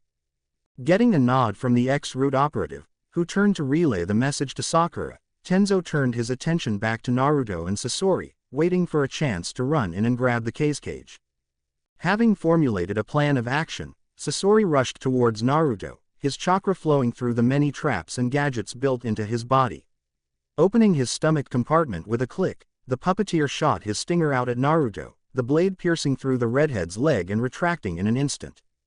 Good, I caught him off guard, the poison should stop his movements soon. Sasori mused, activating another of his puppet body's gadgets. With the whirling sound of machinery, two small rods popped out Sasori's hips with blades attached to the ends, blades that began spinning quickly. With his speed increased by the spinning blades, Sasori rushed past Naruto in a fast-moving blur, cutting a gash across the teen's chest and removing his head from his shoulders, all while retrieving his puppet scrolls at the same time. In another blur of movement, he appeared beside Gaara's body, his foot lashing out and kicking a stealthy Kakashi in the face, sending him flying back to the rest of the Konoha team. This took him less than 5 seconds to achieve. Picking up the cage's body, Sasori spared a glance at the Namikaze's corpse, only to growl as the body seemed to fade away like an illusion. Before the puppeteer could react, a blade pierced right through his heart container from behind, the wielder twisting the blade and withdrawing it. Izanagi, Naruto spoke, watching with a smile as Sasori's body collapsed, the wooden face void of pain or emotion. Ignoring the shocked Konoha team, Naruto knelt and placed his hand on Sasori's heart container, absorbing the purple ooze leaking from the container as well as some of the chakra still lingering in the puppeteer's body. Focusing their attention on Naruto's form, Team Kakashi prepared themselves for a difficult battle, only to stiffen as 4 figures ran into the cavern. Good, Sakura sighed, taking in the 4 people that had entered the cave. With Team Guy here, we should stand a better chance. What happened here? Tenten asked, taking in the 2 Akatsuki corpses and the kneeling redhead. Yosh, Lee shouted, grinning wide as he took in the now familiar form of the one-time blonde. Naruto-kun, your flames of youth must burn brightly to be able to defeat 2 powerful criminals such as these. Before Naruto could reply to the other teens' exuberant behavior, 2 more figures entered the cavern, causing Team Kakashi to stiffen further and Team Guy to leap away from the cave entrance. Looking to the newcomers, Naruto smiled as he took in their forms, ignoring the uneasy Konoha teams. Kisame, Itachi, Naruto greeted, stepping away from Sasori's corpse. I'm glad you could join us. Hello Naruto-kun, Itachi replied, Sharingan eyes taking in the entirety of the cavern. I see that you've already disposed of Sasori and Deidara. Damn kid, did you get stronger again? Kisame chuckled as the two shinobi moved to Naruto's side. Your reserves were already huge the last time we met. Samahata says you've increased by a lot more. You're working with the Akatsuki Naruto. Kakashi growled, his single eye narrowing as his hand went for his covered eye. Glaring at the man for speaking to him once again, Naruto rolled his eyes and flicked his vision over to the two dead bodies. Guess not, Tenzo muttered, getting a nod from Guy and Kakashi. Indeed, Naruto concurred, his head turning towards the two S-class shinobi. I met these two during my travels. Kisame was a spy for the rebel forces due to the Akatsuki leader being seen in Kiri a few times before the bloodline purges. Kisame nodded at that, his sharpened teeth glinting in the light as he grinned. A glance upwards proved Naruto's claim, the blue shinobi was wearing an unmarred, Kiri Hitai 8. Itachi on the other hand, was cleverly framed by Danzo and the Sandaime in an attempt to prevent the Uchiha uprising, forcing him flee Konoha. Naruto continued, eyes glinting dangerously at the mention of the Sandaime and Danzo. Both joined with me after I defeated them in battle, and now that I no longer need them in Akatsuki, they are rejoining me. Taking the information in and filing it away for his report, Kakashi sent a hidden signal to his team and guys, causing them all to slip into their respective fighting stances. Well then, we're going to need to ask you to step away from the cage. Kakashi replied, revealing his Sharingan eye. You're interfering with our mission and we are authorized by the Hokage to attack you on sight. Naruto chuckled, Kisami's grin widened and Itachi smirked. Kakashi, your teams couldn't even destroy copies of these two at only 30% of their power. Naruto commented, his tone heavy with amusement. What makes you think you can defeat all three of us? What makes you think you can even slow us down long enough to grab Gaara and return to Suna? That doesn't matter. You are interfering with our mission and we will do anything necessary to complete it. Tenzo replied, determination clear in his eyes. Well then, it's too bad that you've already failed. Naruto countered, earning looks of confusion from the Konohan teams, only for their eyes to widen as Gaara's body vanished in a puff of smoke. Gaara was swapped out by a clone the second I killed Deidara. The real Gaara should be arriving back at the village any second now. Grinning cheekily at the shocked and angry looks on their faces, he grabbed Kisame and Itachi by their arms and the three disappeared in a flash of red light, leaving two stunned teams behind. Damn it, Tenten shouted after a few seconds of silence, snapping the rest of the team out of their stunned shock. We should return to Suna and see if he was telling the truth. Neji commented after a moment. The others nodded and took off into the trees, rapidly making their ways back to Suna, each contemplating their own thoughts. 1 week later, Naruto. Laying within his room in the Mizukage Tower, Naruto filtered through Zetus's memories and confirmed the information provided by Itachi and Kisame. Pain and his partner were based in AIM while Hidan and Kakuzu would be going after Yugito soon. Madara on the other hand, was always somewhere unknown. It would take a long time to track the man down, but Naruto was already working on a way to find him. Sasori's memories were of more use to the redhead, especially the Mont's extensive spy network. Naruto had spent the last week subverting Sasori's spy network, altering Sasori's sleeper jutsu and placing himself as their master, turning the dead shinobi's extensive spy network into his own. Currently, he was reviewing the information on Sasori's spy in Orochimaru's ranks, a spy he would be meeting in 11 days, a spy known as Yakushi Kabuto. Rewritten Chapter 11, Akatsuki. Standing on a mist-covered battleground on the outskirts of Kirigakure, two figures stood meters apart with their eyes closed, brows scrunched in concentration as they faced E. Both figures remained motionless for several seconds, their chakra spiking around them wildly, then both pairs of eyes snapped wide open. Illuminating heaven, the first figure called out, causing flames of the darkest black to blaze towards the other figure. Tempestuous god of valor, the second figure called out, summoning a skeletal torso and arm made of thick chakra to shield itself. The flame struck the shield, both techniques fighting for dominance for several seconds, before the chakra arm struck out and threw the ebony flames away. Well done, Naruto-kun, Itachi chuckled, his Mangekyo Sharingan spinning as he smothered the leftover flames. Your god of valor has most definitely improved. Thank you, Itachi-san, Naruto replied, his eyes returning to their deep blue state. It needs some more practice, but it is only a matter of time until I can form the full armor. In exchange for repairing his damaged eyesight, Itachi had offered the redhead his DNA and chakra, allowing Naruto to gain the Sharingan and the Mangekyo Sharingan.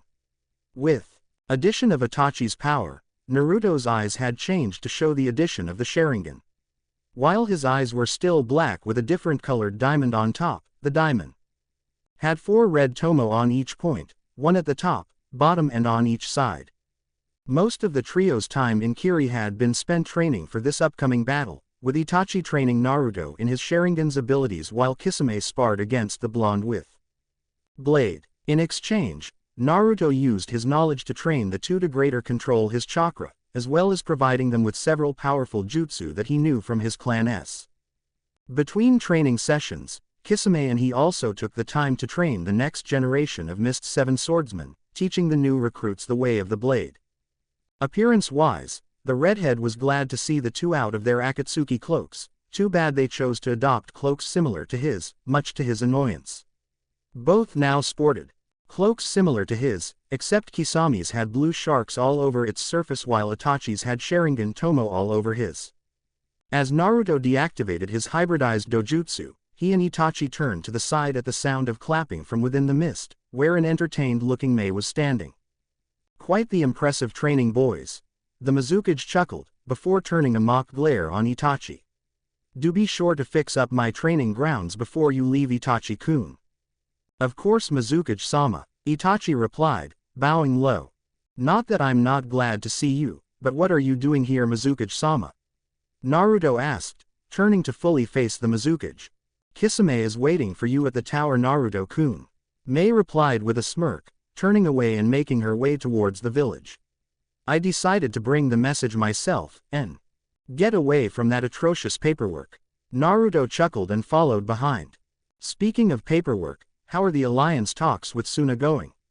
He asked as they passed the village gates. The still don't agree to breaking the alliance with Konoha.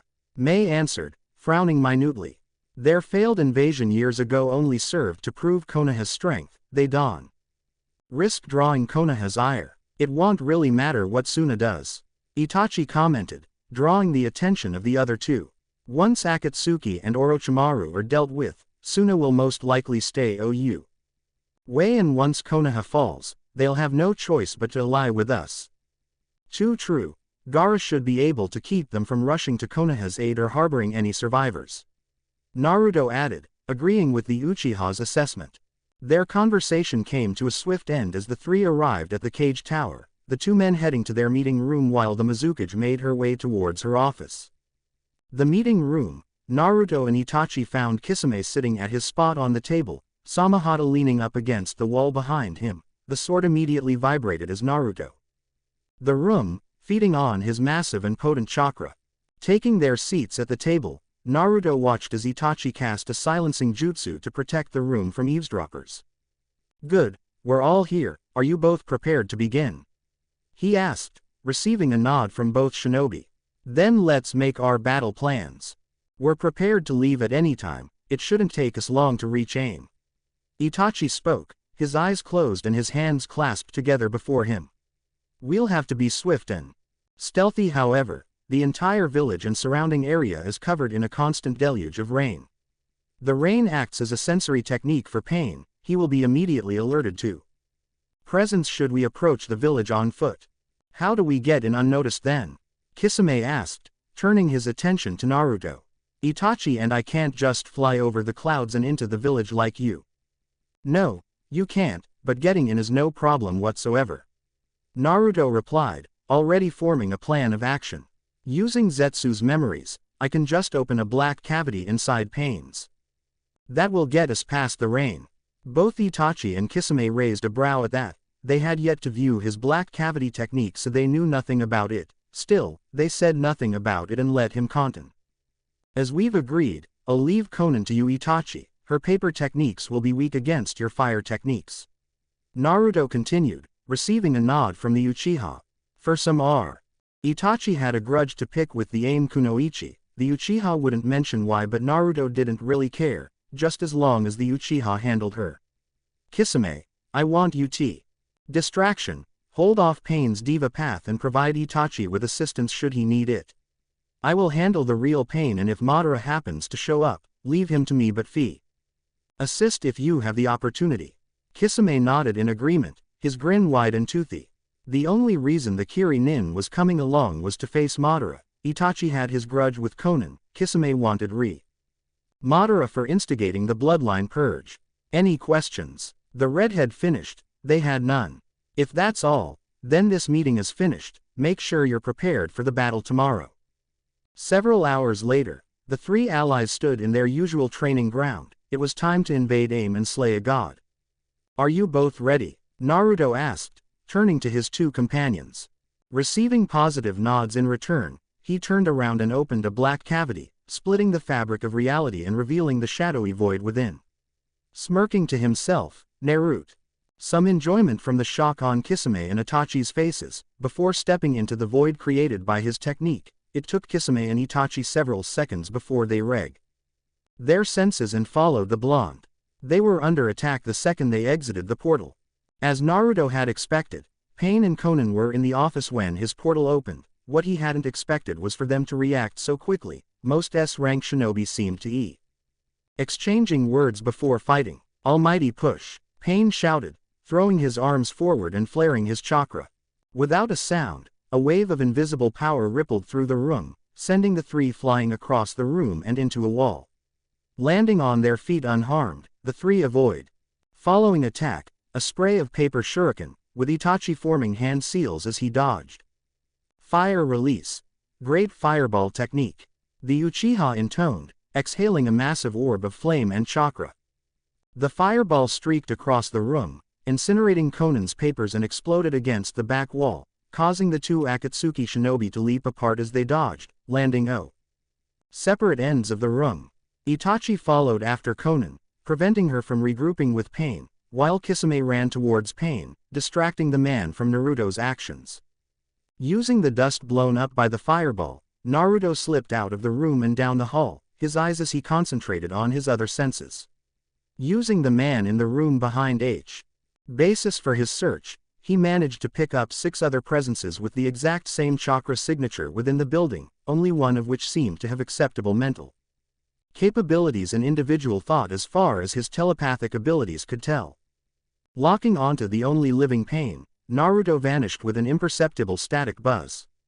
With Itachi, so you have both betrayed us, Konan stated, her tone even and her face void of emotion. We didn't betray you, Konan-san, we were never on your side to begin with. Itachi replied, his tone just as even and his face just as blank. Kisame was always a spy for Kuriga. Was framed by Madara and Danzo. The only reason we remained within the organization was out of fear of Madara's power. Oh, and what has changed now? Konan asked, raising a single delicate eyebrow. Madara will destroy you once he finds out about this, Itachi. Why would you side with the boy? The Uchiha's only reply was the activation of his Sharingan, 3 tomo swirling about hypnotically. Konan's eyes narrowed minutely, her hands whipping out and releasing DOZ.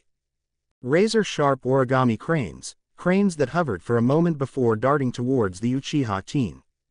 Dashing to the side in order to dodge the first wave of cranes, Itachi drew a kunai and filled it with fire-natured chakra, his hands a blur as he cut down and incinerated the crane. What has changed is that I've found someone far more powerful than Madara. Itachi spoke, answering Konan's earlier question. I joined with Naruto because unlike Pain's plan, Naruto actually has the power required to bring peace to this world. I will support him even if it means the destruction of Konoha. Narrowing her eyes further, Konan summoned hundreds of paper pages and sent them towards Itachi, their edges slicing apart all in their path. Itachi countered with a second, incinerating every sheet of paper, and rushed towards the blue-haired Kunoichi. Bursting through the flames, the Uchiha team lashed out with a powerful punch, striking the Kun square in the gut. Rather than flying backwards or taking damage, Konan's body split into dozens of sheets of paper, cutting up the Uchiha's arm as she flew away. Reforming behind the Uchiha, formed 2 large spears out of paper and stabbed them forward, piercing his through his back and out his chest. With a pained gasp and a spurt of blood, the Uchiha dropped to the ground, dead before he hit the ground. Pulling her spears from the corpse, Conan looked towards Kisame and Pain's battle, only for her eyes to widen in shock. Looking around the room, she was horrified to see that damage caused by the battle had disappeared. The room was in pristine condition. Genjutsu. She realized with shock, eyes widened fearfully. Her realization was proven correct a moment later, the corpse at her feet bursting into a murder of crows and flying around the room above her.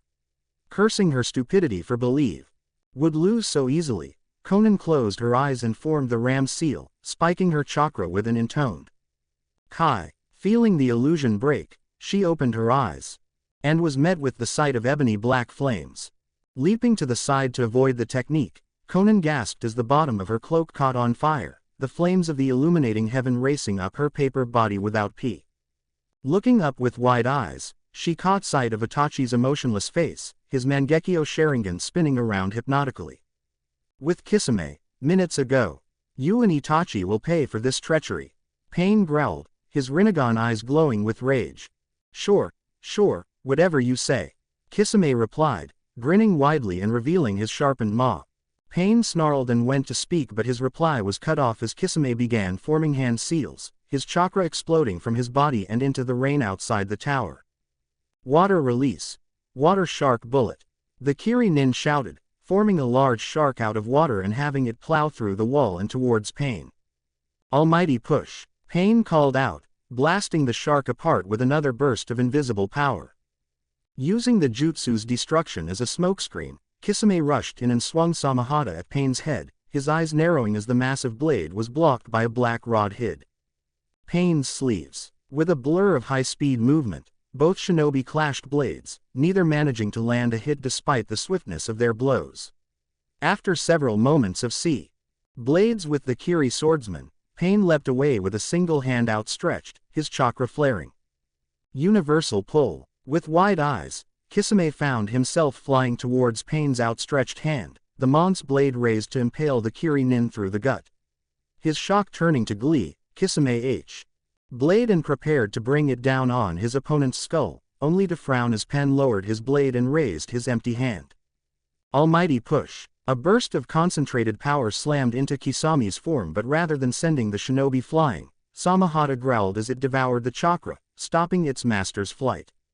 Allowing Kisame to land a few meters away from his opponent. Hefting his chakra rod once more, Pain prepared to engage his opponent in close combat once again, only for bow to turn as they sensed a large surge of chakra. Quickly glancing over at Itachi and Conan's fight, both managed to catch a glimpse of Conan's face before she vanished in a burst of black fire.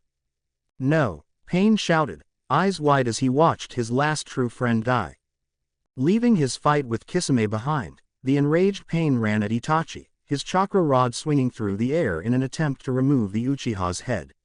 Luckily for Itachi, he Pain's approach and managed to jump out of the way, avoiding the attack by a few inches.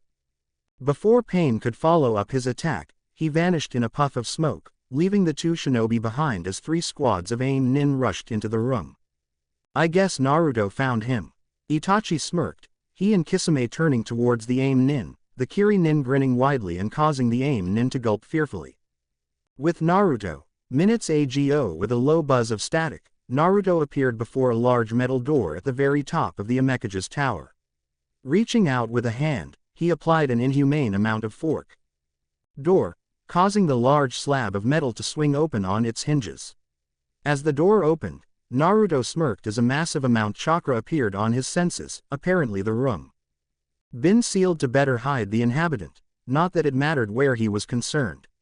Entering the room, he was met with the sight of a withered, red-haired man strapped in mechanical walker with dozens of black, metal poles jutting out of his back. You must be the real Pain, Naruto commented, taking in the man's emaciated form.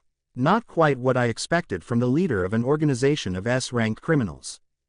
The figure slowly opened his eyes, revealing the bright concentric rings of a Rinnegan. How did you find me? Pain asked, his voice low and gravely from misuse. It wasn't all that hard.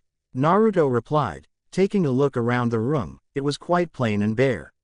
I'm an exceptional sensor, even these sealed walls of yours can't hide senses. I see, Pain stated in a bland tone, he didn't look all that fazed or bothered by the redhead's revelation. "Tell me, Namikaze Naruto, why do you seek to stop us? Akatsuki strive. Bring peace to this world. Would you fight to keep the world in a never-ending war?" "I don't care about war or peace. You forget that I was once a Jinchuriki Pain. I have seen humans at their best and at their worst. Any peace you bring about will only last for s." Naruto replied, already looking bored of the conversation. "No, your goals do not interest me." "Then why are you here? Why do you stand in the way of my mission?" Pain asked. He was mildly curious of the red-headed teen before him. "Simple, because you once hunted me and you continue hunting the other Jinchuriki. While I may no longer be a demon vessel, they are still my brethren." Naruto answered, twisting across his face as he flared his chakra. "I'm doing this because you are my enemy. You, Madara and the rest of the Akatsuki have declared yourselves my enemies, so eradicate you all." Pain stiffened at the immense amount of chakra swirling around the redhead, far more chakra than he had been releasing. "Very well then," he ground out, forcing himself to calm down as the image of Conan's death appeared in his mind's eye. A figure appeared in the corner of the room, an orange-haired man with many piercings, but Naruto paid him no mind, not even when the man began forming hand signs. Summoning technique. 6 paths of pain. With a large puff of smoke, 5 other figures appeared in the room, all with orange hair and black piercings. "You fight for your brethren Namikaze, I fight for my goals and to avenge Conan." All 7 people spoke, their words resounding throughout the room. "Come Namikaze, feel T of a god." Pain and his bodies were immediately frozen in place as massive amount of pressure settled on their shoulders. They couldn't move, couldn't act, even Preta Path couldn't absorb chakra from whatever technique the redhead was using. What is this? I can't move. Having problems Pain? Naruto asked, chuckling as he froze the so-called god with his Ryutsu. Then again, it's to be expected, he seems to have more spiritual awareness on this world. What is this? How are you doing this? Pain growled, he still couldn't move and it was extremely frustrating. "Since you're going to die, I suppose I can explain it to you," Naruto stated, smirking confidently as he stalked past Pain's paths and up to his real body. "I noticed that you, unlike others, seem to be spiritually aware. Likely it's because of those special eyes of yours." Said eyes narrowed but the redhead simply smirked, waiting for Pain to confirm his assumption. "They allow me to use both yin and yang chakra," Pain confirmed after a moment, seeing as he wouldn't receive an answer unless he did. "How does that explain what you've done?" "Me." Reaching out, Naruto used one of his sharpened nails to cut a line on Pain's chest, before proceeding to absorb some chakra and blood, much to the other mon's shock. "Well, all I did was release my yin chakra into air," Naruto began after a moment, answering the man's question. "When used properly, this creates a pressure on those that see a yin chakra, which is every single person on this world of ours." Pain's eyes widened in realization. He was still quite curious about the nature of the technique but there was little chance that the other redhead would go into detailed explanation. Thoughts were interrupted by movement in the room. Naruto was leaving the room, the teen was steadily making his way to the doorway. "How are you able to do this?" Pain asked, hoping the teen would answer. He needed more time or a hint to escape this technique. "I've used yin release many times, it has this effect." Naruto paused at the doorway, standing in the same position he'd stood at the start of their battle. "That's because you are inferior to me Pain," he replied, smirking at the flash of anger that appeared on the mon's face, his spiritual pressure lessening as he spoke. "You claim God Pain but you are nothing but an insignificant speck. I have met real gods, I have seen what it means to be truly powerful. You are nothing, your dreams are nothing, you're worthless." Growling in anger, Pain snarled and Diva Path raised its hands, the pressure finally gone from his shoulders. Almighty push. A massive amount of chakra held Naruto to the ground, his body shifting into iron as the wave of power struck, destroying everything around him but leaving the teen unharmed. He didn't give Pain time to be shocked, his hand rising as energy gathered in his palm, aimed directly at Diva Path. Hollow bullet. The ball of energy shot from his hand and streaked across the room, bearing sewn on Diva's chest but Pain was faster. As the ball of energy flew towards Diva, Preta Path Jum Wei and erected his chakra absorption barrier, only to watch in shock as the technique plowed right through the barrier and blew a hole in his chest, instantly killing the path. "How are you doing this?" Pain shouted. The shock of having two of his paths rendered ineffective was getting to him. "No jutsu should be able to break through my absorption B. I told you, Pain, you're inferior to me." Naruto scoffed, his finger pointed at the monk's real body. "You may believe yourself to be a god, but in my eyes you are an insect, nothing less." The remaining paths found themselves stumbling as the pressure returned, their eyes widening as every single shadow in the room seemed to flow towards Naruto's hand, flow together and forming a blue-tinged ball at the tip of the teen's finger. Shaking off the lessened pressure with a spike of his chakra, Pain commanded his remaining paths to rush. Opponent, protecting his real body surpassed his need to revive Preta Path. Just as the paths reached him and prepared to strike at his vital points, Naruto released his technique. Black Hollow Flash. A massive beam of blackish-blue energy exploded from the teen's finger, completely vaporizing all of Pain's paths and blowing a hole through the tower wall. The beam continued. It hit a hill outside of aim. The following explosion was felt by all in the surrounding area, even the city seemed to shake from the shock waves. When the smoke and dust cleared, that remained of the impact site was a large crater at least half the size of the village. Walking through the smoking ruins of the room, Naruto peered out of the hole he'd created. In the faces of the multitude of people far below him. "People of Omegakure, I am Namikaze Naruto," he shouted, using chakra to amplify his voice so it was heard throughout the entire city. "I have defeated your leader, Pain, the proclaimed god, and I claim this village as my own. Those who have a problem with it are welcome to leave or challenge me to a duel." As he spoke, the never-ending rain of aim came to a stop and the skies cleared, the perception technique coming to an end with its master's death. As Naruto delivered his beam of sunlight broke through the cloud cover and conveniently landed on his position, causing the listening villagers to begin whispering and gossiping. Within hours of the redhead's violent takeover, rumors would spring up about a warrior of God defeating the false god and freeing the village from the never-ending rain that When Pain came into power, the village had always had a long rainy season, hence the name, but not for every single day for months on end.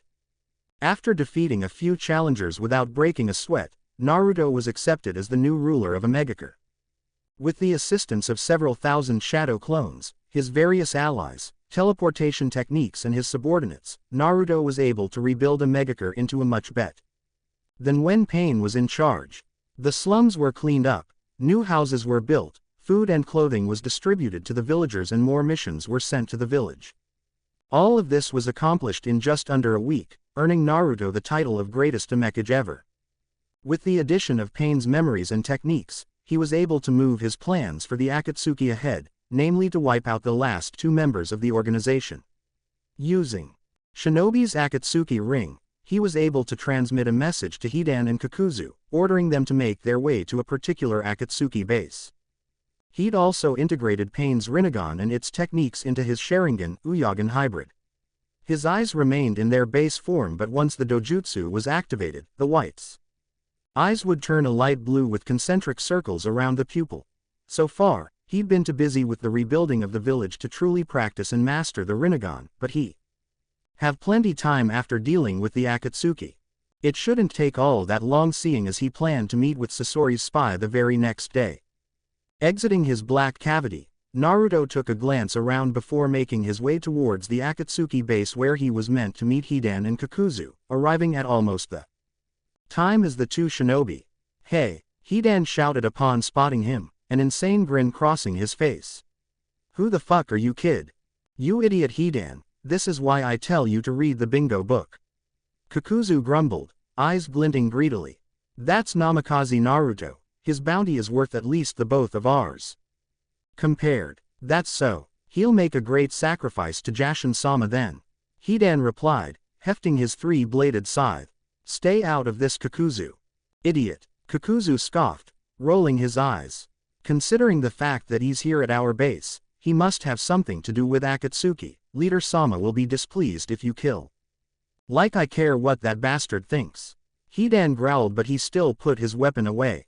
Tired of being ignored, Naruto decided to interject. "I've killed Pain as well as the other members of the Akatsuki," he stated, drawing their attention. "The two of you are the only ones left, loose ends that need to tied up." Hearing this, the two stiffened and drew their weapons. "You expect us to believe that you somehow managed to kill several S-class ninjas, kid?" Kakuzu asked, his voice heavy with disbelief. "There is quite a large difference between S-class and SS class," Naruto smirked, his chakra spiking. "Such as this." In a burst of speed, he disappeared from view. "Where did he urk?" Kakuzu's question was cut off as Naruto appeared behind him, his arm piercing through the monk's back and out his chest, his hands glowing with the light. "Oh. Improvised thousand birds. Lightning fist," he whispered, the electricity around his hand spiking and incinerating the heart it was stabbed through. Dodging Hidan's scythe, Naruto blurred away and reappeared back where he began, Kakuzu's blood dripping down his arm. "Bastard took out my water heart," Kakuzu growled, hand clutching his bleeding chest. "We're gonna have to work together on this Hidan, he's too fast for you to handle on you." Hidan frowned at that but nodded nonetheless, he knew Kakuzu was right about this. Without further comment, the two shinobi blurred away, rushing at the young-haired teen. Summoning his sword to his hand, Naruto slapped Hidan's scythe aside and punched him in the chest, sending him flying back and crashing through several trees. Kakuzu's eye widened at the impressive display of strength, causing him to rethink his strategy and jump back. He tore the Akatsuki cloak from his shoulders and created his masked creatures. Creatures leaping from his back and spreading out, their chakra spiking as they began launching jutsu. Dodging the various elemental techniques, Naruto vanished in buzz and appeared behind Kakuzu, his fist cocked back and aimed at the older monk's spine. Luckily for the Missen, was able to leap away at the last moment, narrowly avoiding what would have been a crippling blow. Landing a few meters away, the older man spun around immediately, his H already completing a chain of hand seals. J. Wind release. Pressure damage. The masked creature to Naruto's left puffed up in an instant and fired a small ball of wind at him, the ball striking the teen on his side and expanding into a large dome of swirling, cutting his clothes and skin as he was flung about with the dome. Before the jutsu was even launched, however, Kakuzu had completed a second chain of seals. Fire release. Searing pain. The massive dome of swirling air was hit by a large fireball, turning it into a blazing firestorm that reduced everything in the surrounding area to ash. Within the firestorm, Naru turned his body into high-carbon steel, a metal with an extremely high melting point. As the flames died down, he saw Kakuzu standing a few meters away with the revived Hid. To him and the four heart masks behind them, both shinobi prepared for anything. How did he survive that? There's not a single scratch on him." Kakuzu whispered disbelievingly. "Who the fuck cares? It just means I can still sacrifice him to Jashin-sama." Hidan yelled, an insane grin marring his face as he rushed towards Naruto, his scythe held high. The two engaged in a clash of weapons, sword and scythe clashing together in a blaze of vibrant sparks. They continued like this for several moments, Naruto dodging Kakuzu's techniques at the same time, before the teen got bored and decided to end things. Pulling the trigger on his blade, Naruto swung at Hidan's scythe yet again, cutting through and opening a gash across the man's chest. "You bastard!" Hidan shouted, taking a wide swipe with his destroyed weapon. Managing to cut the redhead's arm with his furious swing, Hidan leapt back to his partner's side, a wide grin on his face as he barked a laugh. "I've got your blood now, time to die, you fucker," the missing nin shouted, using the blood from his chest to draw the symbol of Jashin. Naruto watched in amazement as Hidan's skin turned black with a white skeleton tattoo pattern, the silver-haired man immediately drawing a knife and stabbing it into his left L, inflicting the same wound on Naruto. The redhead glanced down at the rapidly healing wound with a bored eye before vanishing with a buzz, appearing behind the group and with his hand. In a blur of rippling movement, his hand transformed into a long, bladed whip and sliced through two of Kakuzu's masked creatures, cutting them down before they even notice his presence. Eyes wide in shock and anger, Kakuzu leapt away and recalled his two remaining masks. It was far too risky to leave them out. How the hell can he move with a hole through his lung? Kakuzu growled, glaring at both his opponent and partner. Are you sure you did it right, Hidan? Fuck you, heathen, of course I did. Hidan shouted, slicing a wide gash through his throat in order to demonstrate. As they watched, the same wound appeared on Naruto, blood gushing from his throat and coating his front. Any thoughts on an easy victory were wiped away in their eyes. The wound healed up less than a second later, the large gash sealing together with a steamy hiss. You can't kill me with weak attacks like these. Naruto chuckled, twirling his sword in amusement. Apply all the wounds you want, they won't stop me. Just great, another immortal. Kakuzu muttered, this was going to make things far more difficult. Growling angrily, the missing nin drew on his power and poured it through his entire form, causing 8 massive tentacles of thread to pour from his back in masks. As all tentacles shot towards his form, Naruto simply swung his sword and filled it with a massive amount of chakra. Wind release. Wind scar. From the edge of his blade shot 3 large, crescent-shaped blades of wind. Kakuzu's eyes widened in shock as the wind scar completely destroyed the tentacle threads and sea. Towards him, he dove to the side but was far too slow, a pained shout escaping him as one of the wind blades sliced through his left arm and leg. The blades continued into the destroying trees and foliage without pause and leaving 3 large trenches in the hard ground. What the fuck was that? Hidan asked, continually stabbing and cutting himself in an effort to bring Naruto down, to no effect. Ignoring the Jushinist, Naruto turned to Kakuzu's spot and began walking towards the crippled shinobi. Already the man's threads were trying to reattach his missing limbs. That was one of my own original jutsu, it's based on an idea from my father's notes. Naruto answered, stopping before Kakuzu and raising his sword high. Glancing up at the red-haired teen, Kakuzu chuckled as he struggled to stand. So this is how I die. Kakuzu grumbled, staring up at the sky. You better turn in, my bounty boy, money is the only thing you need in this world. Naruto simply nodded and swung his blade, removing the monk's head from his shoulders and finally ending his life. Turning on his heel, he began walking towards Hidan, inflicting wounds on himself in an attempt to kill or slow down his opponent. What are you gonna do, fucker? Hidan growled, swinging his weapon wildly as the teen came within range. Unlike that bastard heathen, I'm immortal, you can't kill me that Parrying the blade easily, Naruto buried his sword in Hidan's chest, only for the silver-haired man to glance at it and smirk. A moment later his smirk dropped and his eyes wide. Terror, the blade was draining his chakra. What the hell are you doing? Hidan shouted, his tone growing weaker by the moment. What's happening? Naruto smirked and twisted the blade, causing the man to gasp in pain. I got this idea from Itachi, it's based off of his Totsuka sword. Naruto replied, glancing at his blade pridefully. Etched onto the blade is a seal of my own making, based off of demon-consuming seal of the Uzumaki clan. Once activated, it begins draining my chakra and uses it to consume and seal away portions of the target's soul, the more chakra the seal, the more of the soul sealed away.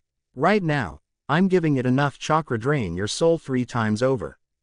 Hearing this, Hidan felt true fear for the first time in a long time. Immortality was looking like a curse right about now. He tried his hardest to escape from the blade in his chest. Nothing was working, he could barely even move, it was like something was holding him still. A few seconds later, Hidan's body fell to the ground, his eyes glazed over and lifeless. Glancing down at the body, Naruto pulled his sword from its chest and removed the head. Was then sealed into a scroll with Kakuzu's head. With that out of the way, he opened a black cavity and stepped through, leaving the 2 headless corpses to rot. Standing in his office the next morning, Naruto stared out the window at the city below. He had to meet with Sasori's informant in a few hours, but first he's something to discuss. Uchiha doing paperwork at the desk behind him. What do you want me to do about your brother Itachi? Naruto asked, breaking the silence that had filled the room for the past few hours. It is highly likely that our paths will. Today. Looking up from the pile of paperwork, Itachi raised an unseen eyebrow at the redhead's back. Do whatever you want, Naruto-kun, why would I care what you do with him? He is your brother, wouldn't you like for him to know that you're innocent? Naruto asked, turning to look at his ally. My brother is a weak fool and a disgrace to everything that I stand for. Itachi hissed, his stoic mask falling to reveal the rage that burned within. From what you've told me, given everything he could have possibly wanted, yet he still defected from the village, all for power. I no longer consider him my kin, do with him as you please. Naruto sighed and nodded, at least he wouldn't have to worry about drawing Itachi's ire should he come across Sasuke today. Very well, he replied, turning around and staring into the dark void that had replaced the cityscape.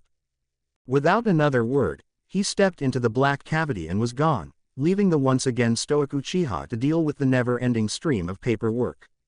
Rewritten Chapter 12, Snake. Exiting the black cavity roughly 1 kilometer away from the meeting spot, Naruto transformed into a perfect copy of Sasori's real form, created a Hirako puppet body out of a nearby tree and began shuffling towards the bridge. As he slowly approached the bridge, Naruto noticed a tall, white-cloaked figure standing in the center of the structure. Sasori's informant was already here.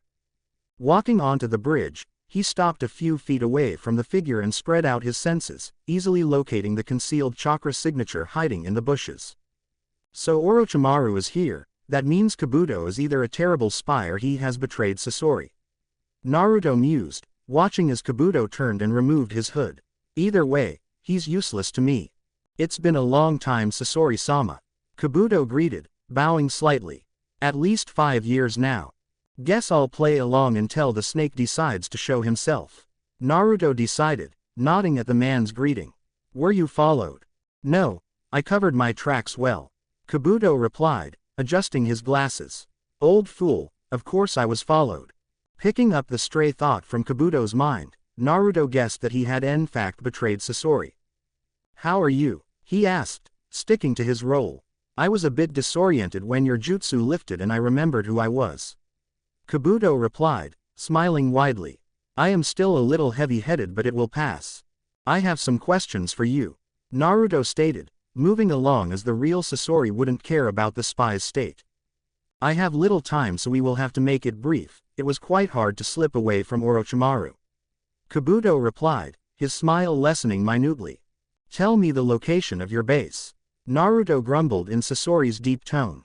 As Kabuto considered a safe way to answer the question, Naruto dived into his mind and picked the location of their newest base from the monk's mind. We have many bases to keep from being discovered. Our current base is hidden on a small island in a lake to the north. We will be moving from there in 3 days. Kabuto lied, giving up the location of their previous base. A sudden rustle from behind caused Kabuto to whip around, his eyes wide open, only for him to sigh when a rabbit poked out its head and then returned into the bushes. What? It's just a wild rabbit. Kabuto mumbled, turning back around. I can't afford to be here any longer, it's getting too risky, give me the item if you please. Kabuto continued, stretching out a hand. I will be killed if I am seen here with you. And here comes the snake. Naruto thought, his eyes shifting to the figure now standing behind Kabuto, causing the medic to leap away and land beside him. Kukukuku. Orochimaru chuckled, stepping onto the spot Kabuto had been standing a moment earlier. You seem to be having an interesting conversation here, mind if I join in? Orochimaru. Naruto spat out, continuing his act. Thanks for the warning, Sasori-sama, I never would have noticed him if you hadn't looked. Kabuto sighed, glancing at him from the corner of his eye, hands glowing green. Drop the charade, Kabuto, I know you're with him. Naruto replied, startling the other two. As fast as he could, Kabuto lashed out with a chakra scalpel and sliced through the puppet's head, only for his eyes to widen as Naruto, still in Sasori's form, leapt out of the puppet and landed a few meters away. That's Sasori? Kabuto asked, making his way back to Orochimaru's side. Ah, so you haven't seen the real Sasori, I guess he wouldn't come out of his puppet just to meet a spy. Orochimaru replied, eyes glinting with amusement. Yes, that's the real Sasori, and considering how young you look, it seems you finished your immortality jutsu as well, Sasori. Naruto remained silent, his face void of emotion. No matter, you've fallen for our trap. Orochimaru continued after a few seconds of silence. It's time I finally killed you. No, Naruto replied, his form rippling as he began shifting back into his natural form. Sasori is dead, You've walked into my trap, Orochimaru, not the other way around. Who are you? Orochimaru asked, not quite recognizing his appearance. Let me clear you, memory snake. Naruto replied, vanishing in a puff of smoke as a second Naruto jumped up from the side of the bridge, a swirling orb of chakra hovering in his right hand. Spiraling sphere. The chakra orb slammed into a surprised Kabuto's stomach, sending him flying across the bridge and into a tree at the end, cracking the wood on impact. Orochimaru simply smirked as he leapt away. Well, if it isn't little Naruto-kun. The snake Sannin chuckled, only sparing a glance at Kabuto's form before focusing on the redhead.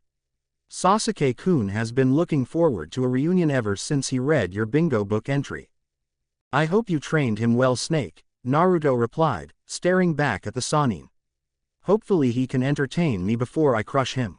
Kukukukuku. Orochimaru chuckled, looking completely amused. Do you really believe you can defeat Sasuke-kun and I? Perhaps your fame has been going to your head. Considering the fact that I've managed to kill all the other members of Akatsuki. Naruto asked, unsealing Hidan and Kakuzu's heads, causing Orochimaru's eyes to widen a fraction. Yes, I do think I can defeat the two of you. Eyes narrowing, Orochimaru rushed forward and engaged him in close combat, their movements a blur as they fought all across the bridge. The battle continued on like this for several seconds with neither managing to land a solid blow, mostly because Orochimaru kept bending at odd angles to avoid hits and Naruto was moving far too fast for him to catch. After a few minutes of this, Naruto managed to find an opening in Orochimaru's guard and his fist plowed right through the monk's guard and into his chest, breaking ribs and bruising organs. The force of the blow sent the snake Sannin flying back, his form a solid blur as he streaked across the large bridge and plowed right through a dozen trees before coming to a stop. Kabuto's face was a mask of shock as he saw how far his master had been knocked back with a single blow. Only Tsunade could boast such a feat before this. Turning back to the redhead's form, he jumped in surprise and paled when he found said teen standing just a few steps away. How could he move so fast without me sensing him? It seems you've gotten stronger, Naruto-kun. Kabuto stated, standing from the ground with his wounds completely healed. You're no longer that annoying little boy that likes to shout his dreams to everyone that will listen. Ignoring the comment, Naruto took a step closer and glanced at Kabuto's torn shirt, taking in his already healed wounds. It seems that your healing abilities are still up to par. Why don't I give you something to practice with? He spoke, summoning his sword. In one rapid swipe, he sliced off his own arm and smirked at the confused look on Kabuto's face. Turning to the side, he splashed his blood all over the medic's chest, much to Kabuto's disgust. Kabuto glanced down for a moment before he began screaming in pain, his chest sizzling as the blood turned acid melted through skin, muscle and fat. Despite the pain, he immediately began seeing to his wounds, the slow regeneration requiring his full concentration. He didn't even notice when Naruto grew a new arm and walked away. As Kabuto was screaming in pain, Orochimaru's mouth gaped wide open, a pair of hands reaching out from his throat and pulling down. Tossing his old and damaged skin to the side, the fully healed Sannin frowned and cocked his head to the side, taking in the screams of his second-in-command. Damn, he got Kabuto too. How did he improve so much? Orochimaru scowled, walking towards Naruto's approaching chakra signature. I couldn't even keep up with him in that punch, not even Tsunade can punch that hard. If I hadn't reinforced my body with chakra and moved back at the last second, that would have killed me. His scowl turned into a smirk as he continued stalking through the forest. Kukukuku, you have truly improved, Naruto-kun. Following Orochimaru's flight path, Naruto stopped as he reached the tree line, his hands blurring through a set of hand seals and impacting with the ground. Earth release. Grand tremor. All around Naruto, the ground began to shake and rumble, the tremor spreading out further and further until a small patch of grass several meters to his right exploded upwards, shooting rocks, dirt and Orochimaru high into the air. Grand tremor was an B-rank jutsu he had created himself. It spread his chakra into the ground and caused a minor earthquake as his chakra spread out from his position, searching for other chakra signatures. Once the chakra came across a large chakra source, it reacts violently, disorienting the source before exploding and sending everything in a 5-foot radius skyward. It was the perfect technique to use against underground opponents. Orochimaru quickly came to his senses midair and managed to twist around towards Naruto's position with his arm cocked back, a frown crossing his face when he noticed that the redhead had done the same. Many hidden shadow snake hands. Orochimaru shouted, his hand flying forward, only for his frown to deepen when Naruto did the same and shouted out at the exact same moment. Multiple hidden shadow claws. Hundreds of massive green snakes met hundreds of clawed shadow hands. The two jutsu met midair and got tangled together, shadow claws slicing through snakes while the snakes bit into the clawed hands. Less than a moment after clashing, the two techniques dispelled each other, leaving a cloud of smoke behind. What an interesting technique, Naruto-kun, Orochimaru asked, landing across from the teen. Where did you learn it? Don't call me Naruto-kun, we're not friends and it makes you sound like a pedophile. Naruto replied, smirking when he saw Orochimaru seethe. As for the jutsu, well, I'm sure you noticed that many of your jutsu scrolls were stolen a few months ago. His smirk grew as he saw a flash of anger cross Orochimaru's face. That jutsu is just a ripoff of yours, but I would say my version is far better, although I can see why you would want to keep to the creepy snake theme. That was you, Orochimaru snarled, his face twisted in anger. You would dare steal from me, boy. This time, don't think I'll let you live, you little insect. As Naruto watched, the Sannin's mouth opened wide as he summoned his sword from his mouth, his tongue wrapped around its hilt as it shot towards the redhead. Ah, is little Orochi-chan angry? Naruto taunted, batting Orochimaru's sword away with his own and slicing off several inches of the monk's extended tongue. Growling angrily, Orochimaru retracted his tongue, the wound already sealing shut, and began forming hand seals at incredible speeds. Wind release. Great breakthrough. He shouted, both of his hands shooting forward, a massive gust of wind exploding from his position and bearing down on the teen's position. Wind release. Wind scar. Naruto shouted in reply, swinging his blade and pouring his chakra into the weapon. The blades of wind tore right through Orochimaru's attack and sliced into the surprised Sannin as he tried to dodge, bisecting him at the waist and sending the top half of his body flying. As Orochimaru used his gathering of the snake's technique to pull himself back together, Naruto vanished in a buzz and appeared behind the Sannin, his blade a blur as he sliced the snakes into bits before they could finish. With his technique interrupted, the top half of Orochimaru's body opened its mouth and spit out a new body, one that had a long serpent's tail rather than a pair of legs. Landing on the ground, the Sannin slithered meters away before turning and staring back at his motionless opponent. Okay. That's the sickest shit I've ever seen. Naruto deadpanned. Kukukuku, you're quite strong, Naruto-kun. Orochimaru chuckled, ignoring the teen's comment. To think that just 2.5 years ago you were nothing more than a sniveling brat, my how you've grown. Thank God for that, considering you seem to have a thing for little boys, I'm glad you see me as an adult now. Naruto replied, smirking in amusement. I am not a pedophile. Orochimaru seethed, his killing intent bearing down on his opponent. It's not my fault that young boys are the easiest to corrupt. Ignoring the killing intent, Naruto rushed at the Sannin, his blade training behind him. See, it's comments like that make you sound like a gay pedophile. He chuckled, swinging his blade at the Sannin. Dodging around the blade, Orochimaru slithered around the redhead and dashed for his sword, his speed drastically increased by his snake form. He managed to grab the Kusanagi and spin around in time to block Naruto's downward swing, his blade whipping back immediately and swinging for the teen's head, only to be blocked by Naruto's sword. How can you block my sword? The Kusanagi can cut through anything in the world. He raged, applying more pressure to his blade. Yes it can, and that's your answer right there. Naruto replied, pushing the Sannin away and swinging at his midriff. What do you mean? Orochimaru asked, blocking the strike, only to find himself flying backwards from the powerful blow. The Kusanagi can cut through anything in this. Naruto replied, leaping towards the Sannin and swinging at his head. But this sword isn't made of anything in this world. That's impossible. Where did you get that blade, boy? Orochimaru yelled as he blocked the blow, causing spiderweb cracks to form on the ground below him. Answer me. I made it, Naruto answered, landing in front of his opponent and shifting his free hand into a second blade, which sliced forward at unseen speeds and sliced the Sannin in half. Once again, the Sanin's top half flew into the air, its mouth gaping wide and spitting out a new body, this one with a pair of legs instead of a snake tail. Throwing his sword into the air, Orochimaru managed to spin around and shot both hands forward. Many hidden shadow snake hands.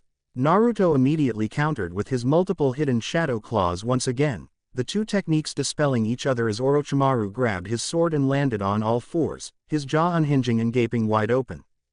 Myriad snake net formation. From his mouth poured thousands of snakes, forming a wall of serpents which all descended on the team, Kusanagi-like blades sliding out from their maws.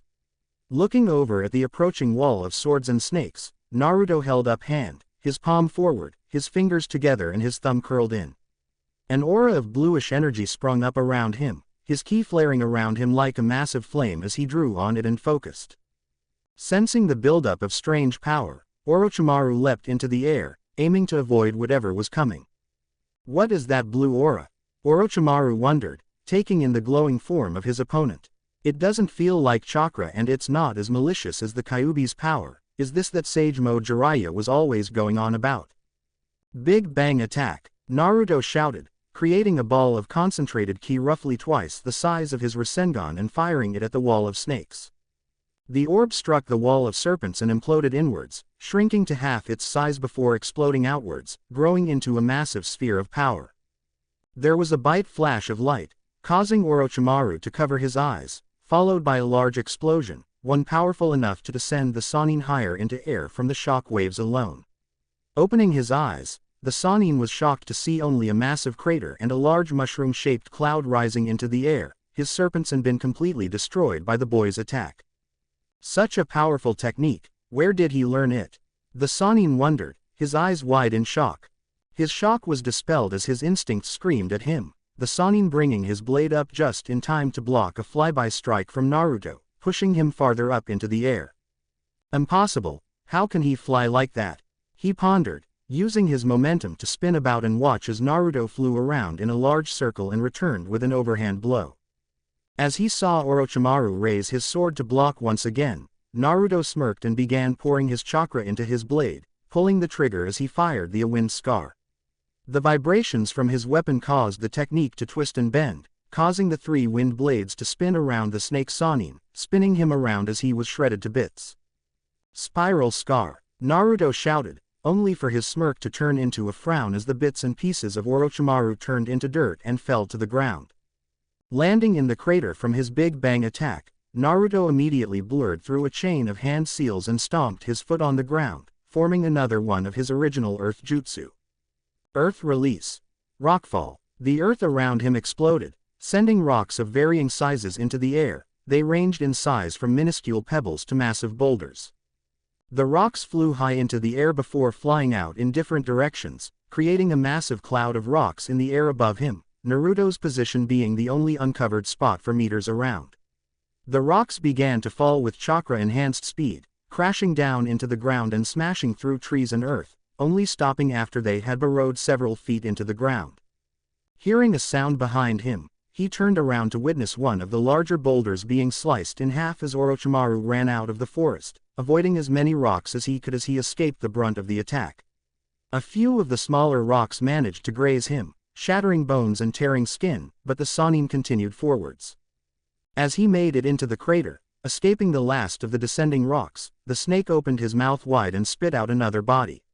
While Orochimaru was fully healed, Naruto could see that he was exhausted from the battle and the chakra-intensive regurgitation technique. He was breathing heavily and barely standing.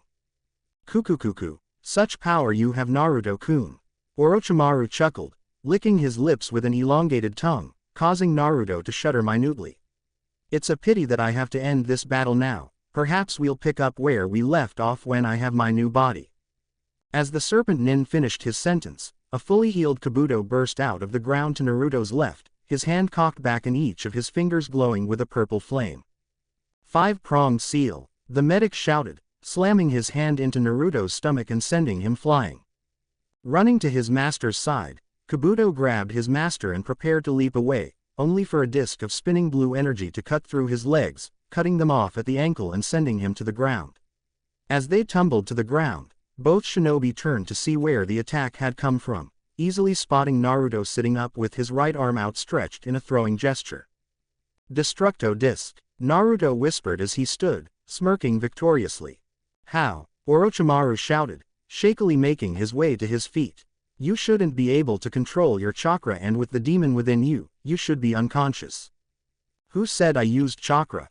Naruto asked, causing the two to stare back in confusion. I can freely use both my spiritual and physical energies. All this seal does is disrupt me from mixing the two into chakra.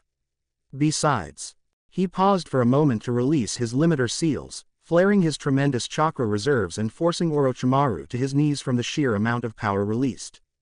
These things are easy to break with enough chakra. As they watched, the flames of the seal reappeared above his shirt, glowing brightly for a moment before disappearing into the wind. As for the demon, Naruto continued, suppressing his power and reapplying his limiter seal. I set him free years ago. You should have felt the release of power over 2 years ago, though you may not remember.